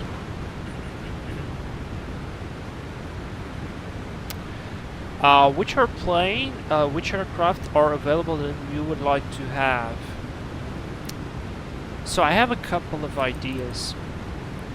I have a couple of options. Like, I think the main option would be to wait. Just save and wait. Because there are 3 airplanes that will be coming out that I'm really looking forward to. The first one of these 3, which is like the wait option, is the 737-200 from FlightJavelin. I think that would be a very, very interesting airplane to have it. Because you can do so much with it. That's just incredible. Like, I think we talked about it yesterday. We talked about doing the milk run with it, like Southwest ops, old Ryanair ops. I mean, there is so much. Like, I think you can do Avianca ops in Ecuador as well with all that stuff, because they had it. They had the 7.2, but I think they had the 7.3 as well. The 200 version. You can do gravel ops now because it actually has the gravel kit. I think they're doing it, so you can do all of that Canadian crazy stuff. There is just so much you can do with it, and it's really cool. And because you now have the FMC option, it's not as limited as just VOR basic, which is also great. So that's just like a really cool airplane I'm looking very much forward to. The second one I'm looking very much forward to is the Metroliner from Retro Wings, because it's looking stunning. It's an airplane I really like. I really love that airplane as a freeware in X-Plane 11. And I don't know, it's just awesome. And it has a bunch of options as well. It has passenger version, cargo version. The cargo can be customized. There's a bunch of stuff. It's like really, really cool. So, yeah. Then there is the third option, which is the Captain Iceman Piper Chieftain. I think it's called like that, the Chieftain. It's like a larger piston airplane. It's looking really cool, and I like the fact that we have a somewhat modern, large piston airplane. So that's great. So I have these three options, which would be like, okay, just hold on. Then, if I would think in a perspective of not holding on, the 340 is kind of like becoming interesting. However, I would probably fly it even less than the 330, so I don't know. But it's cool. Every time I see that screenshot with the 4 engines on the wing, it looks cool. Like, it is freaking cool. So, there is that. But it's like, this is like the least attractive option. Then there is a BAE Beechcraft Bonanza A36, which comes with the Reality Expansion Pack. It's like a collaboration, which is a general airplane aviation. It's a Bonanza, single engine piston. It has a bunch of stuff. It actually has anti-icing. I read from the description.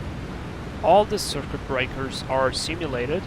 Has compatibility with the TDS GTN XI 750. Yeah, and it's really cool. And because I like the Reality Expansion Pack, I have 3 airplanes with it. I have the Cirrus, the Piper, and the Baron, which we never flew on the channel. We should. That would be a cool addition, because I feel like that airplane goes one extra step. So there's that. So I said Tolis, I said this one, and I think that's it.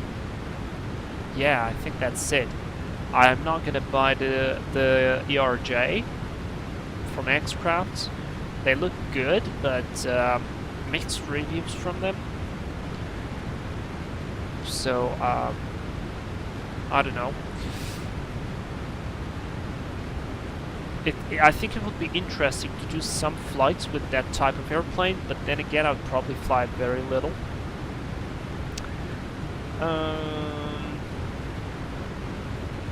Yeah, so I have essentially these 2 options.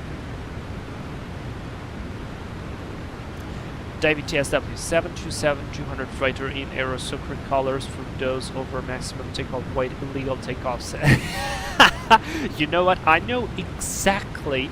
Like, I literally, when I read that, I saw the bloody video of the stupid airplane departing at the end of the runway with those kids running away. Dude, that was a bit crazy. Yeah. But FlightJavelin should first fix the Q400, because there is this real Q400 pilot on YouTube who shows how wrong the performance is. Oh, that's very interesting to know. There we go. Yeah. Oh, and another option, Syncrash Flyer, the Phillies 747 cargo version, because I only have the passenger one, and I learned to like that airplane. However, I don't feel it that heavy. And the thing is, it should feel like very heavy, and it doesn't, which is a little bit of a shame. I think we spoke about it yesterday, so I'm not going to repeat myself over, but yeah. So, yeah. Aviator. No, Avian. Okay, I'm just gonna call you Aviator if you don't mind. I personally use SimToolkit Pro. I know what you're talking about, but I don't use that because I don't have space to put any more screens on my table. I actually spoke with the developers of SimToolkit, and but for another project. But yeah, I don't see any advantage for me of using their software. It's great though. I think it's really cool, and they did a very good stuff, like very good job. So if I perhaps want to build a custom cockpit in my house someday, probably that would be the tool to use. Aviator, by the way, is there a 727 for X-Plane 12? No, at this moment, no. FlightJsim said that they were doing a basic port, I think. It would be a basic port without any further development. So the 737-200 will get attention and will get like improvements, new stuff, etc. The 72 will be like a basic conversion. There is someone doing a Freeware 727. Like, it's like recent news. It's been like a week or two, maybe more, but yeah, it's recent. And I don't know how good is that gonna be, but it's cool if it ends up doing it, and if it's the 727 is gonna be like Shanxi level, perhaps with a little bit of better graphics and better sounds. Dude, I would totally fly that airplane, even though I'm not a fan of it, but it's cool, it's great. So yeah. Aristocrat takeoffs are funny, not gonna lie, it makes me laugh. I don't know why. Well, because it's probably just ridiculous. But I see. Alright, you set checklist. Pressurization, landing altitude 10 feet is set. Seatbelt sign. Well, nobody here needs a seatbelt sign. Recall. Reset MCP altitude. Yeah, we will with 8,000.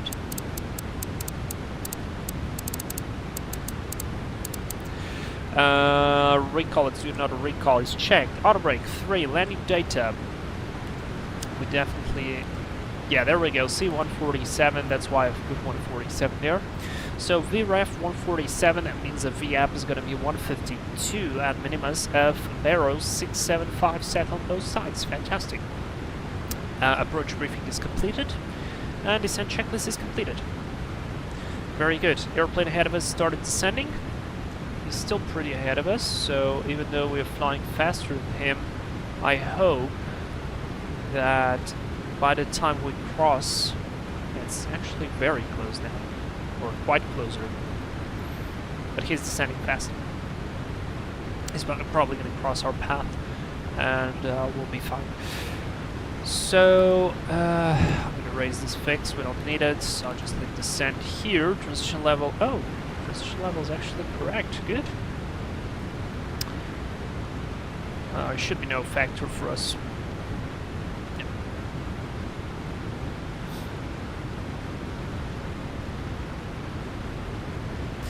The cargo is a little better than the passenger. Engineering panel over now. Nah, I still don't like the engineer's panel. It's still a little bit like,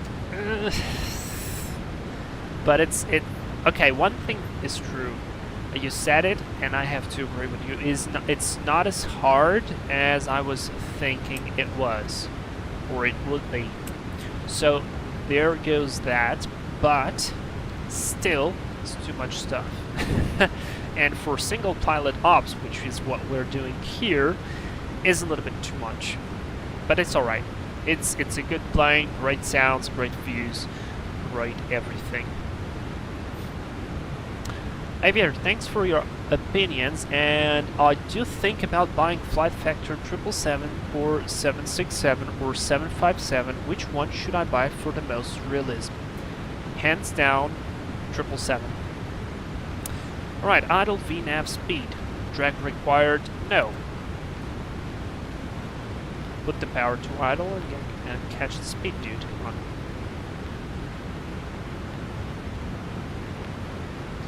So, 777. If you don't have the 777, dude, get the 777. Because that thing is...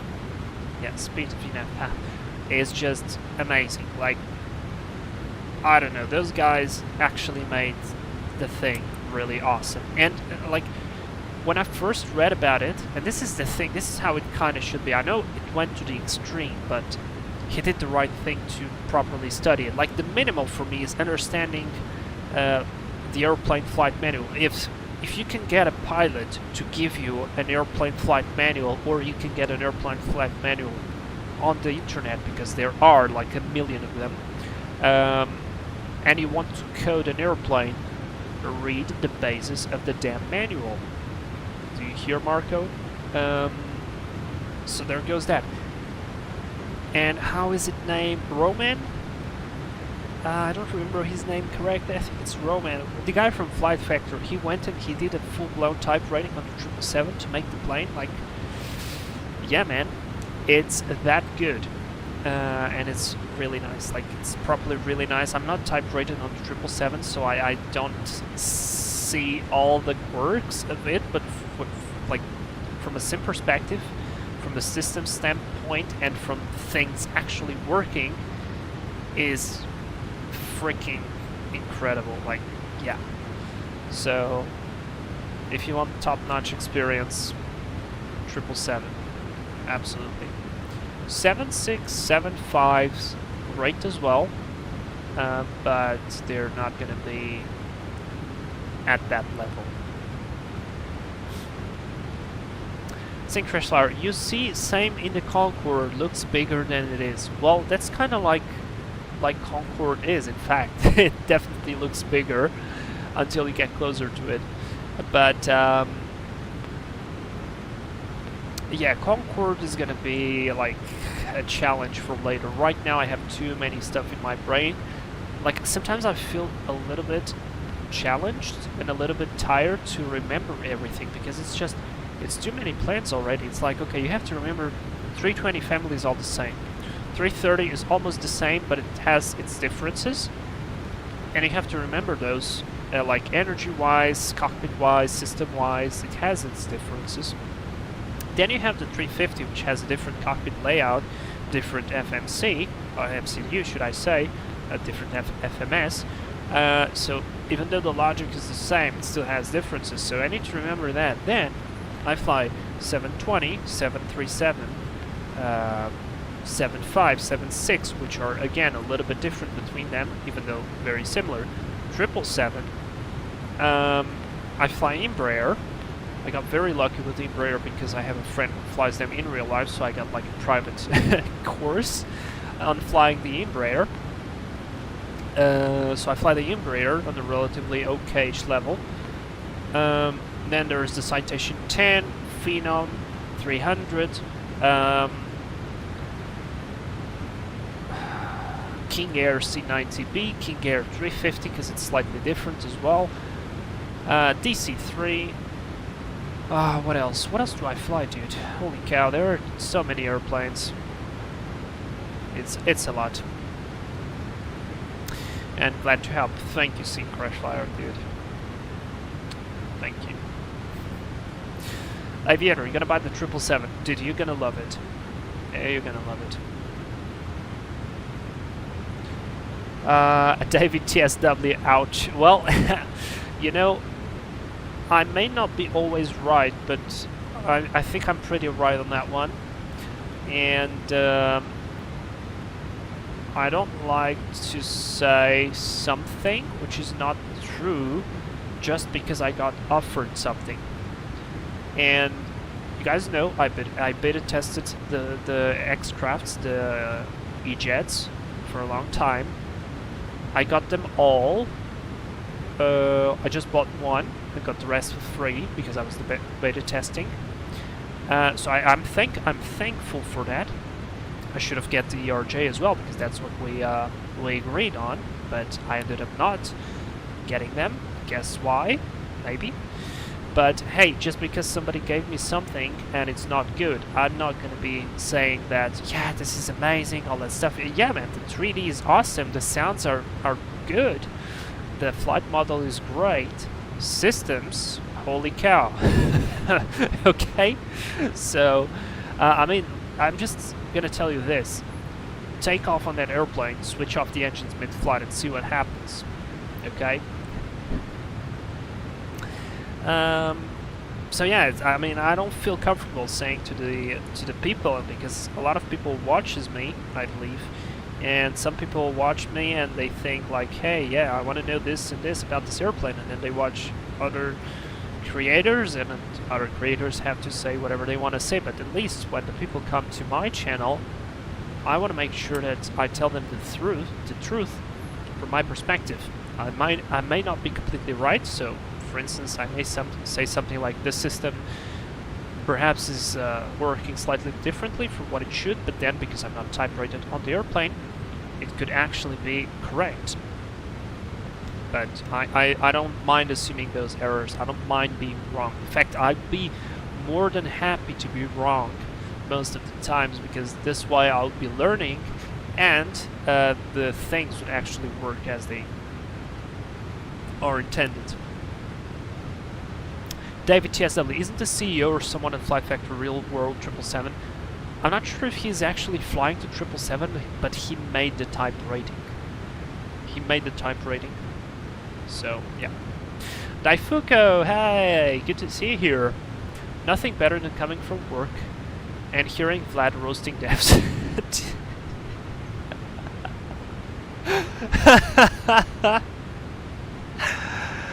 Man, like, I don't like doing this, to be fair. I respect it, but I'm just gonna say the truth. I don't care. I prefer it this way. So yeah, I prefer it this way. And I'd probably find some stuff on the RJs as well, because when I was doing, there's a really cool guy, and he did a couple of live streams, pre-released ones. He's actually flying the ERJ in real life. And I remember on the chat, we weren't many, so he was replying to a lot of the comments, which was great. And he was explaining the airplane amazingly, so if you want to learn to fly that airplane properly, go and watch his channel, because it's worth it. I don't remember his name, but you'll find him. Great guy. So I remember asking him, and he acknowledged this message twice and still didn't do it. I asked him to do a missed approach, and I asked this on purpose. I asked this because on the Embraer, on the current ones like Embraer, the E190s, the lineage ones, etc., if you do a missed approach, you break the FMS. So you lose nav capability. You essentially have to reset the whole thing, so you can do nothing with it, so you break it. And so I asked him to do the missed approach. And he did it. Not the first time, but he did it on the second time. But he didn't follow the nav, so it didn't let the airplane follow its thing. It just went and did something. So I'm very suspicious, you know? I'm very suspicious with that. Like, everyone has its own boundaries, okay? So I respect the guy, his videos are great. If you get that airplane and you want to try it, that's like the best spot. Go give him a like, subscribe, all that stuff, because he did a lot of great live streams with that airplane and explaining with all the system, all the quirks, what you should do, what you shouldn't. Like, it's really nice. But yeah, so I'm still suspicious with that thing. And then people starting reporting some issues and like sounds and whatever. Yeah, I'm not gonna get that. Anyway.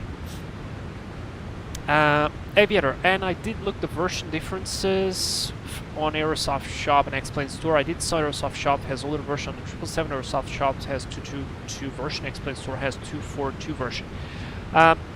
Aviator, I have no idea, but that doesn't really matter, because when you get this the FlightFactor airplane, it comes with an installer. Not that you have to install the airplane, it comes with an updater. It's called the XPJavelin, I think, something like that, based on Java. And you will use that to update your airplane. And even when you get like expansion packs and so on, you keep your key. There is nothing else that you add. It's just that your account gets updated. So next time you update your airplane, the extra stuff will come with it.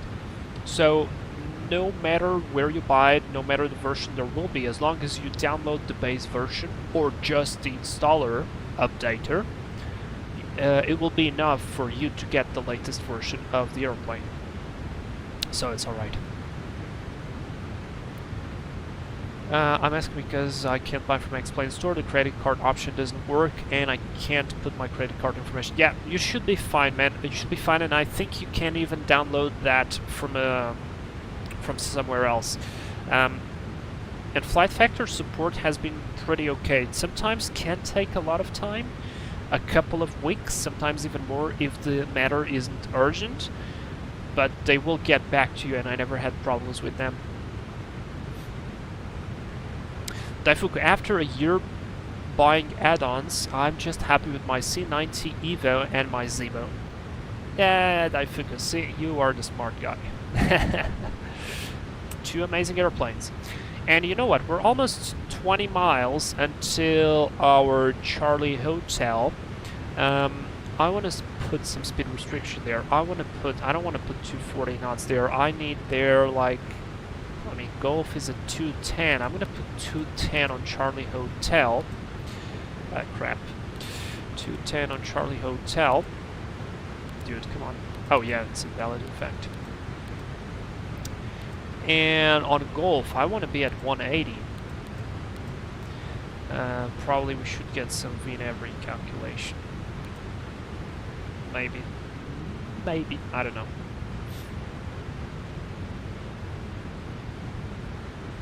Alright, idle VNAV speed, let's see what it does. Drag required. I'm gonna help him out a little bit on this one so we'll lose the speed faster. Because I'm still recovering from from yesterday's overfloat. Not overfloat, but non-stabilized approach. So I prefer to add a little bit of extra, especially because we have gas.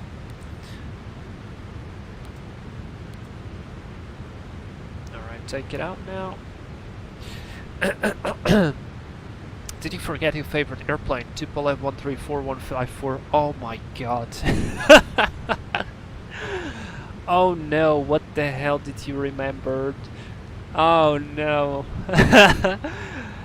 Oh my god. What a pain, dude. I can literally feel pain just remembering that. It's alright, okay, the 134 wasn't that bad. Our last flight with it into Vietnam was actually pretty cool. Yeah, dude. I would prefer not to, but it's cool. I have enough problems in my real life, lol. I guess I understand you. Oh, sorry, I thought you were talking about me. No, Daifuku, no. David TSW, dude, I respect streamers like you, Vlad, a lot more than those who pretend everything is amazing and exceptional, etc. Like this is a very popular content creator. Do you believe in karma? I do believe in karma. I do believe in karma, and I think people generally are not dumb, okay? So they might get tricked once, maybe twice, maybe 3 times sometimes, but most of the people aren't really dumb. So when you say things and then they aren't exactly as they should, yeah, I think people will start to notice. And I think people are already starting to notice, so yeah. there goes that. And yeah, I took manual control, guys. We are still under VNAV, but I took manual control of the speed to be on the safe side. Alright, we're also approaching flight level 120, which means we're not too far from our transition level. We still don't have ATC and no traffic. We're gonna be passing over Hong Kong Airport, actually. There's SkyTac. There's SkyTac. This is where we're going. And the other Hong Kong one should be right there. It's probably not loading up, but it should be somewhere along here, I believe. I'll be flying over it. Alright, so far it's doing good. I'm gonna keep the speed. Airplane is ascending nicely.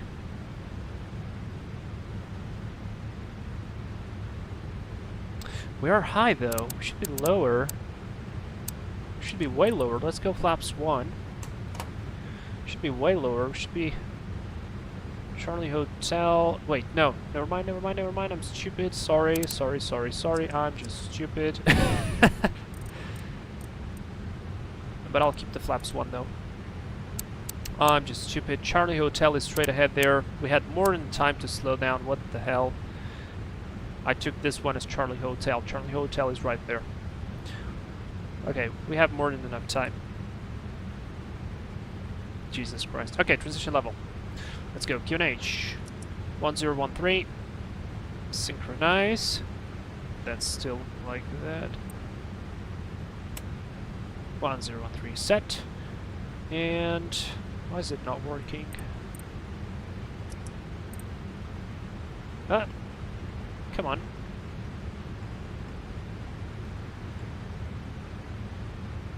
Alright, there we go. Weird, this button isn't working very well. Alright, so that's set correctly. 6,000 there. Yep, that's good. Need the chart open.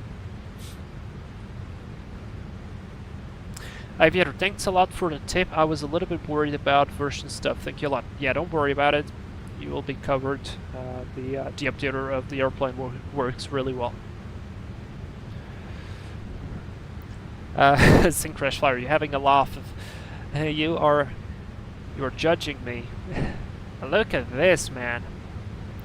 Freaking awesome. We get to experience this.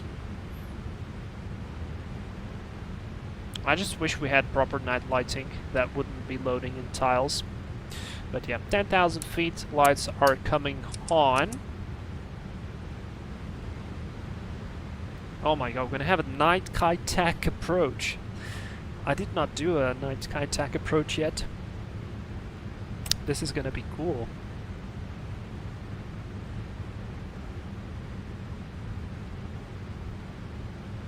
Alright, the airplane is adding a bare minimum of power. That's comforting.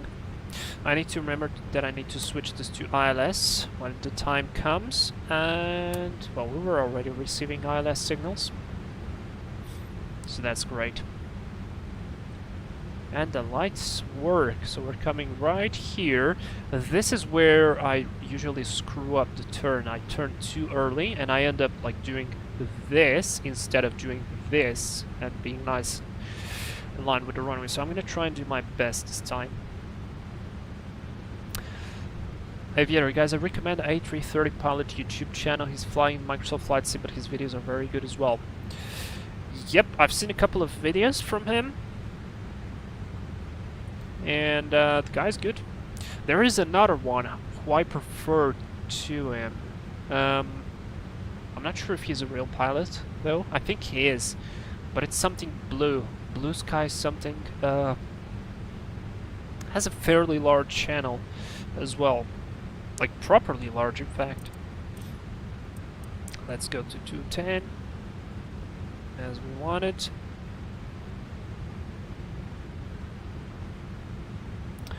That's the flap limitation for flap 5 to 30 knots. Okay, we are within the limits, so if I need, I can just deploy flaps 5 and we'll be slowing down. I don't think I'll need. 1 hour and 15 minutes. Flight time so far. Yeah, Daifuku said what I didn't want to say, basically, but I heard a couple of comments. So I saw a couple of posts from things he saw, and it was like, yeah, a little bit like, yeah. So there's that.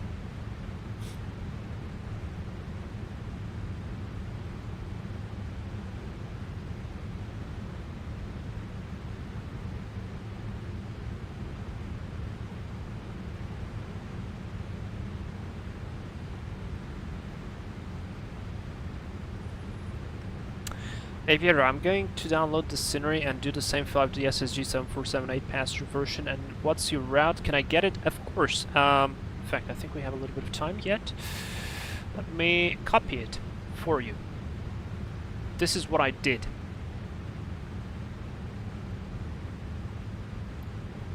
This is what I did, but we're doing it for runway 13, so this is gonna be Mago 13. There you go. Alright, let's keep slowing down. I want to go for 170. Perhaps 175 will be fine. Let's go flaps 5.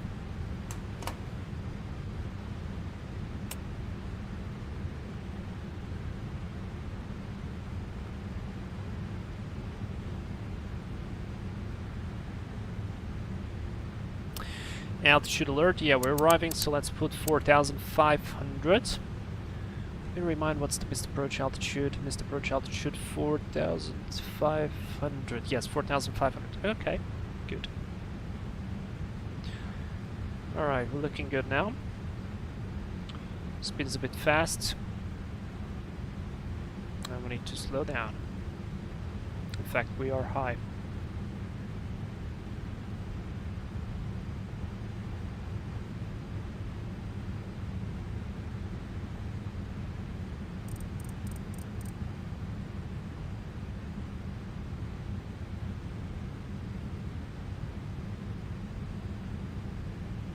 Let's go flaps 15.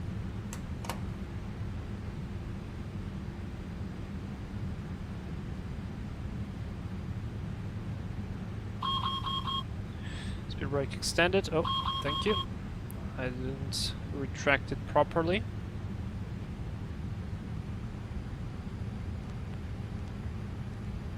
On profile now. And looking good on the speed. Fantastic. Now this is a comfortable position. Change this to GPS. Correction to ILS. Approach checklist. By the way, altimeter set, navigate, set. Approach checklist is complete. Next is just the landing one. Synchronous Flyer, sorry I have to leave Monday, you know. Dude, go get some rest. We'll see you next week, man. Have a good one. Thank you for tuning by. It was great to have you here.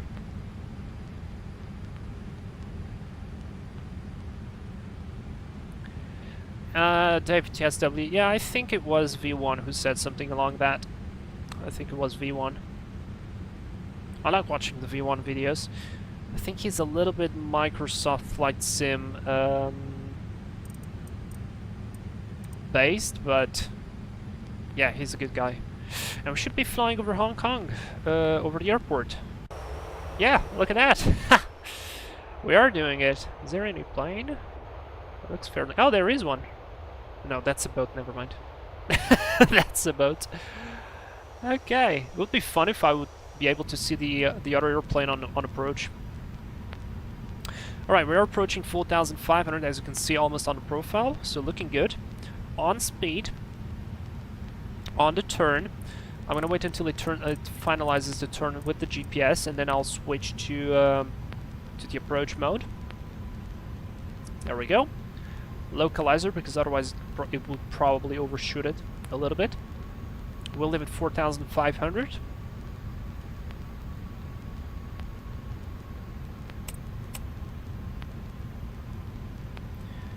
And glide slope. Fantastic. We are starting the descent now.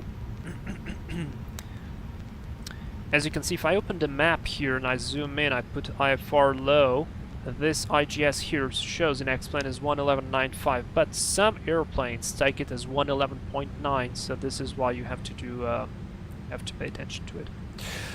Alright, great. Speed is being maintained.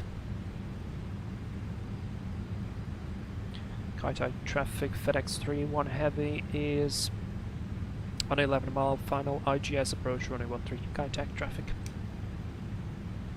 Oh yeah, by the way, probably for VATSIM this is not really good because you're almost interfering with the departures. And that message was the other guy, probably. Okay, let's start to slow down. Let's put the gear down. Flaps 20. Speed brake armed. Let's put the lights on. Come on. Flaps 25.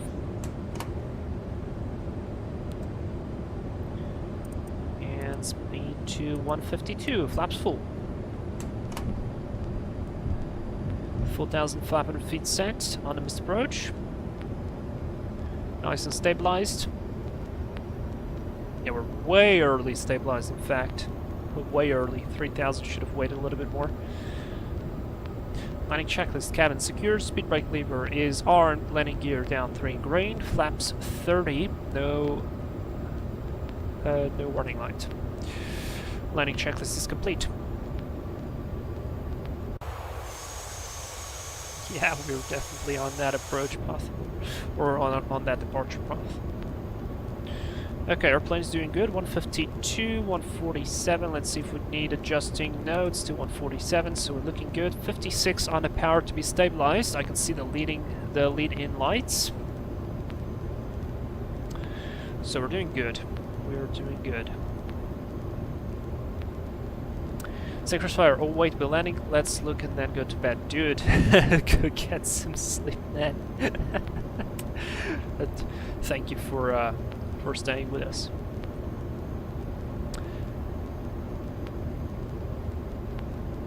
This FlightFactor sim is also great. Yeah, it's good. It's good. I mostly watch computer-based trainings. What do you mean by computer-based trainings? Oh, it's like, I know what you mean. Okay. Yeah.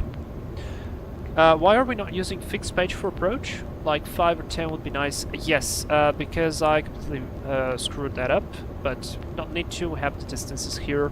It's alright. I prefer to be just stabilized early. Alright, let's get a feeling for the airplane. 62 wind is calm, 4 knots. Probably get a little bit stronger as we start to descend. But yeah, about 60% on the power. Let's go. Let's wait a little bit more until the minimus. This is where I should be stabilized at this point. But that was a bit early, in fact. Alright, autopilot off. Auto throttle off. Focus on the IGS until the minimus, and then we're visual. Let's do flight directors off.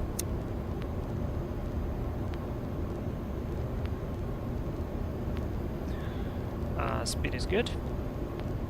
Descent rate is good. Minus 850. We're going to try to maintain this.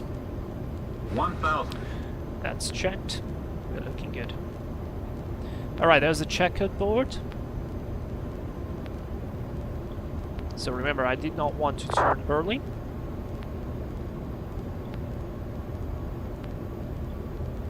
Bit of power. Doing good.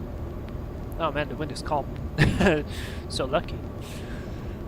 Minimums. And continue runways in sight. Alright, don't screw up. Wait a little bit more. 500. Let's start the turn. Keep the descent rate. Watch out now. Minus 1,000, don't want to go too much. 2 whites, 2 reds, beautiful. A bit low, correcting. Slow. That's checked. Power. We're a bit low. 100. But we're visual, we're good. 50. 40. 30. 20. 10. And I'm gonna float it. Welcome to Kai-Tak. Speed brakes were up. Reverse is normal.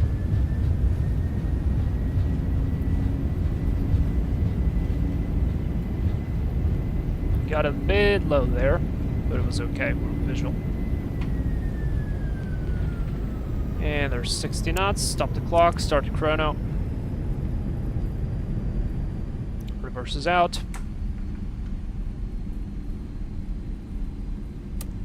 Let's vacate there on the green one. Auto brakes off.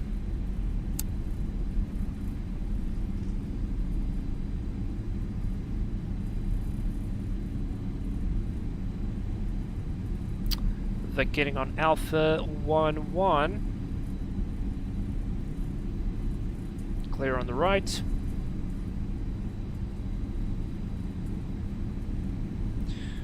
looks clear on the left as well. Good. Slow down, we don't want to go straight ahead. There's water there. Yeah, this airplane also feels nice to taxi. You actually feel that it's heavy. And that's really cool.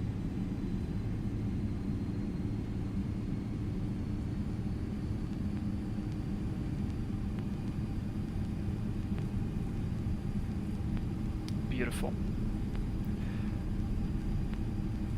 Alright, after landing, please. That goes off, flaps go up, this goes disarmed, these go off, as well as this and this. This goes to on, and we need to disengage the weather radar. In fact, here. There we go.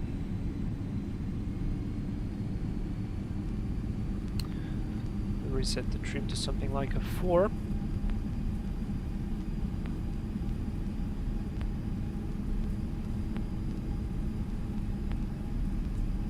That's about there. Oh my god, look at that. And transponder to altitude off. Yeah, I mean the reflection is gonna be weird, okay? But if I put daytime, let me put some daytime in. Like late evening. Look at this. Yeah. It was cloudy, man. The day I took the pictures 2 days ago, it was cloudy, like low ceiling. It was looking really cool. And there's the bridge. You can see. Look, it's actually a bridge. I'm gonna go through it. And in fact, now I remember that somebody had reported some stuff, like some water going over taxiways, and oh boy, it indeed does. So it's gonna be fun getting through there. We'll see.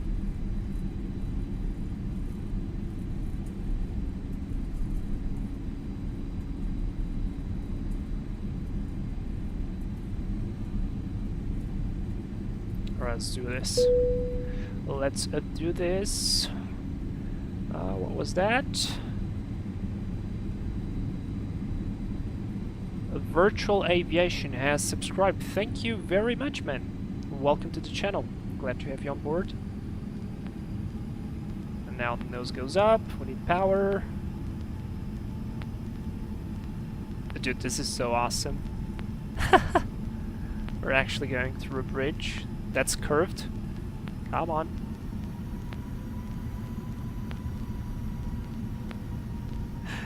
Would you look at that?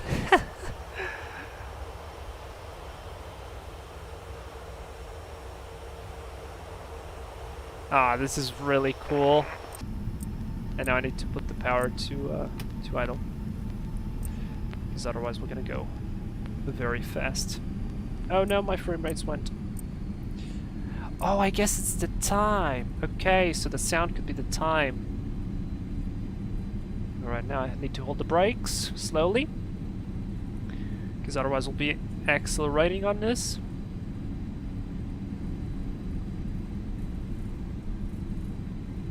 And turn. That's so cool.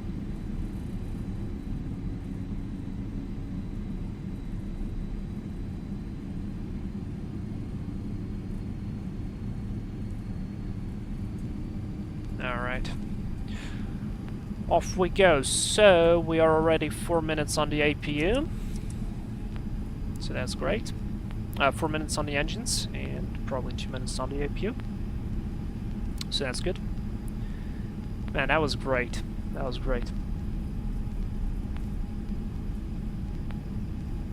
Syncrash Flyer, no problem. Vlad crew, stay together. Good night, Syncrash Flyer. Have a good one.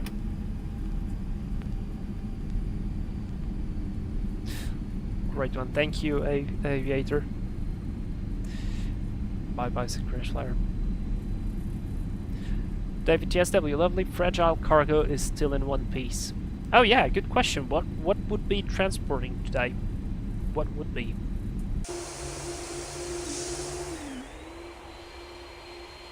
What a sick view. Holy cow.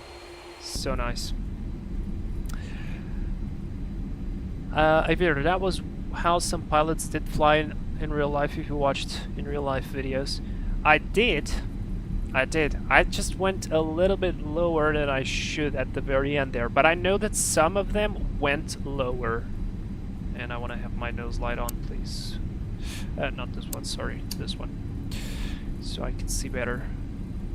What's ahead of me? Oh, this is another bridge. Oh, I did not know about this one. I hope it works. Yes, it works! Oh, we're going through the bridges today. Look at this! Oh, yes! This is freaking awesome! I just knew about the other one. I'm not sure even if this airplane is supposed to go here, but yeah. Alright, we've got water there, so we need to use some trick to go through the water, because probably if I go into the water with my nose wheel, it's gonna fall through, and it's gonna be funny. So we can't do that. By the way, 1 hour and 25 minutes flight time. I think that's exactly what was planned. No? 1 hour and 22. Okay, probably my early configuration was the culprit. So I assume responsibility. Virtual aviation, what a beautiful landing. Thank you very much. You know what you need to do now, man. You need to do it yourself. You need to do it yourself as well.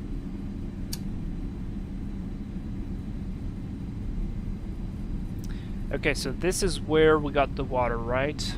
Yeah, it looks like it. Sorry, I need some light. Yeah, okay, so we've got a little bit of water here. I'm gonna use a very interesting technique. It's called the, holy cow. Holy cow, my FPS. Let's go back to nighttime. It's called the drag very quickly. So we're gonna do it like this. I'm gonna push the plane and then whoop. Are we through? Yes, we are. That's it. We are through. And now we need to park. We need to park on any of the stands. This is where I took the screenshot.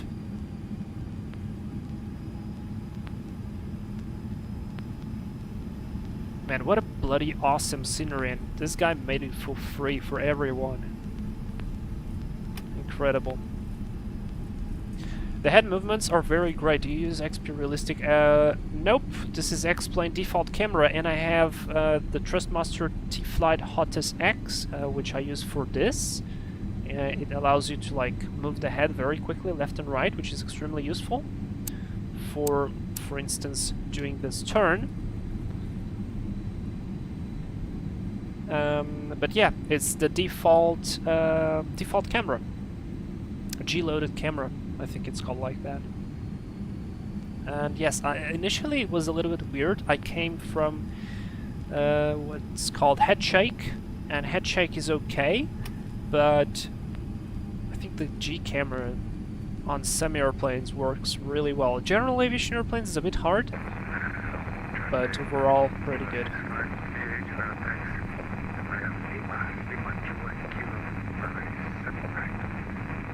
Slow down slowly, very slowly, very slowly, very slowly, very slowly. Oh, dude, he didn't even correct us to go left or right. Parking brake set, APU is running, APU gen is on, let's go. Cut, cut. Off, off, off. Put some lights. Below 5%, not yet. Put some APU bleed on.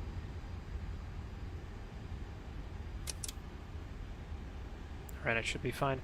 That goes off, and let's do this. Transponder, standby. Shutdown checklist. Hydraulic panel, set. Fuel pumps off. Speed brake lever, down the 10. Flaps up. Parking brake set. Fuel control switches cut off. Weather radar off on both sides. Shut off. shutdown checklist is complete. Now, how about we watch a replay really quickly? And I feel like I need to redo the screenshot for the thumbnail. But let's watch the replay. This one actually deserves to be seen.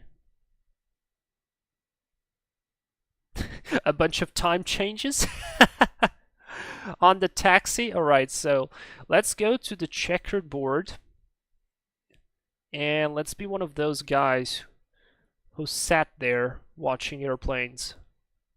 There it is. It has a helipad. Interesting. All right, so let's watch.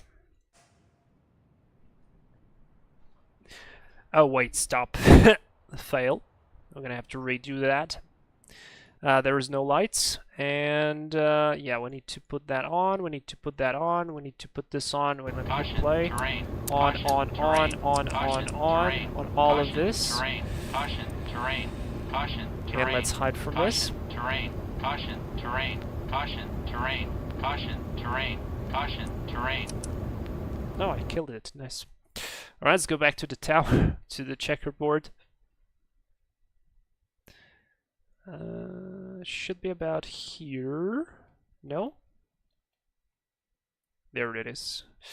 There it is. Right here. Play. There we go. Nice and blinding in the face. Moisesrios. Where can I get the scenery? It looks awesome. The link is on the description. It's free. You can get it there. It's awesome. It has documentation for you to have the nav data. Freaking amazing. Oh boy, that turn. Yeah, that turn, I was listening. I was ready to get the bank angle. I was completely ready to get the bank angle. Yeah, this is where we got a little bit low, but then again, it was visual. So it was okay. And then I kind of like, no. And then I floated it. And then we touched down nice and smoothly.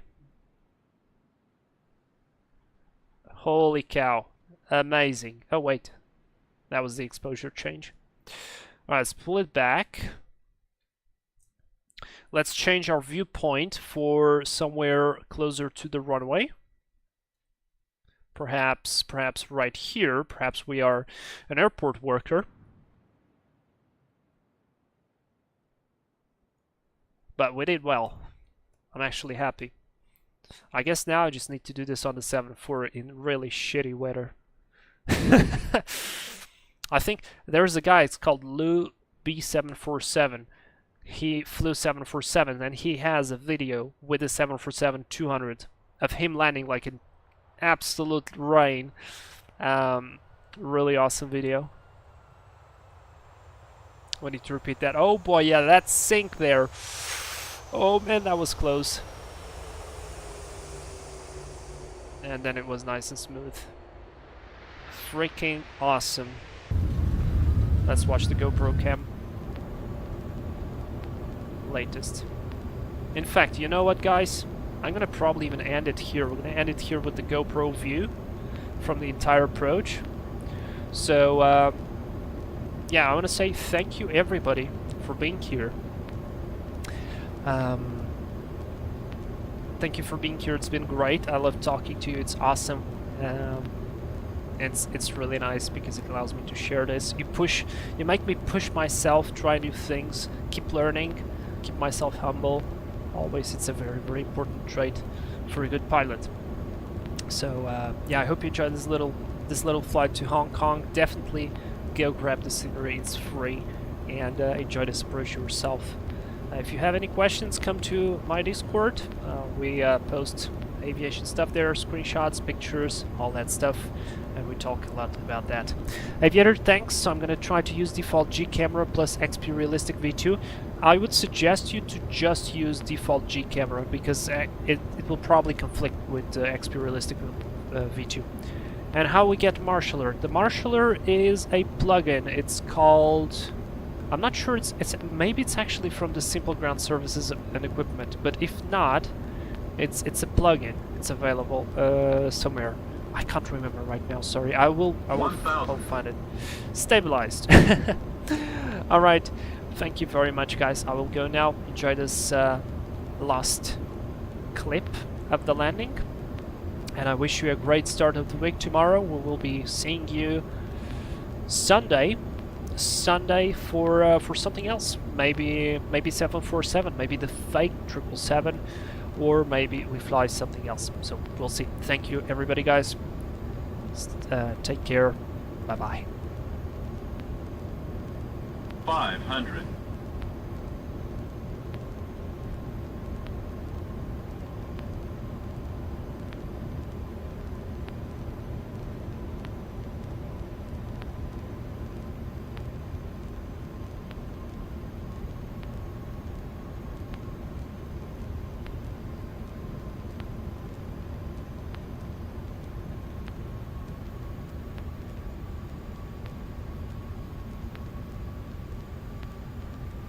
One hundred.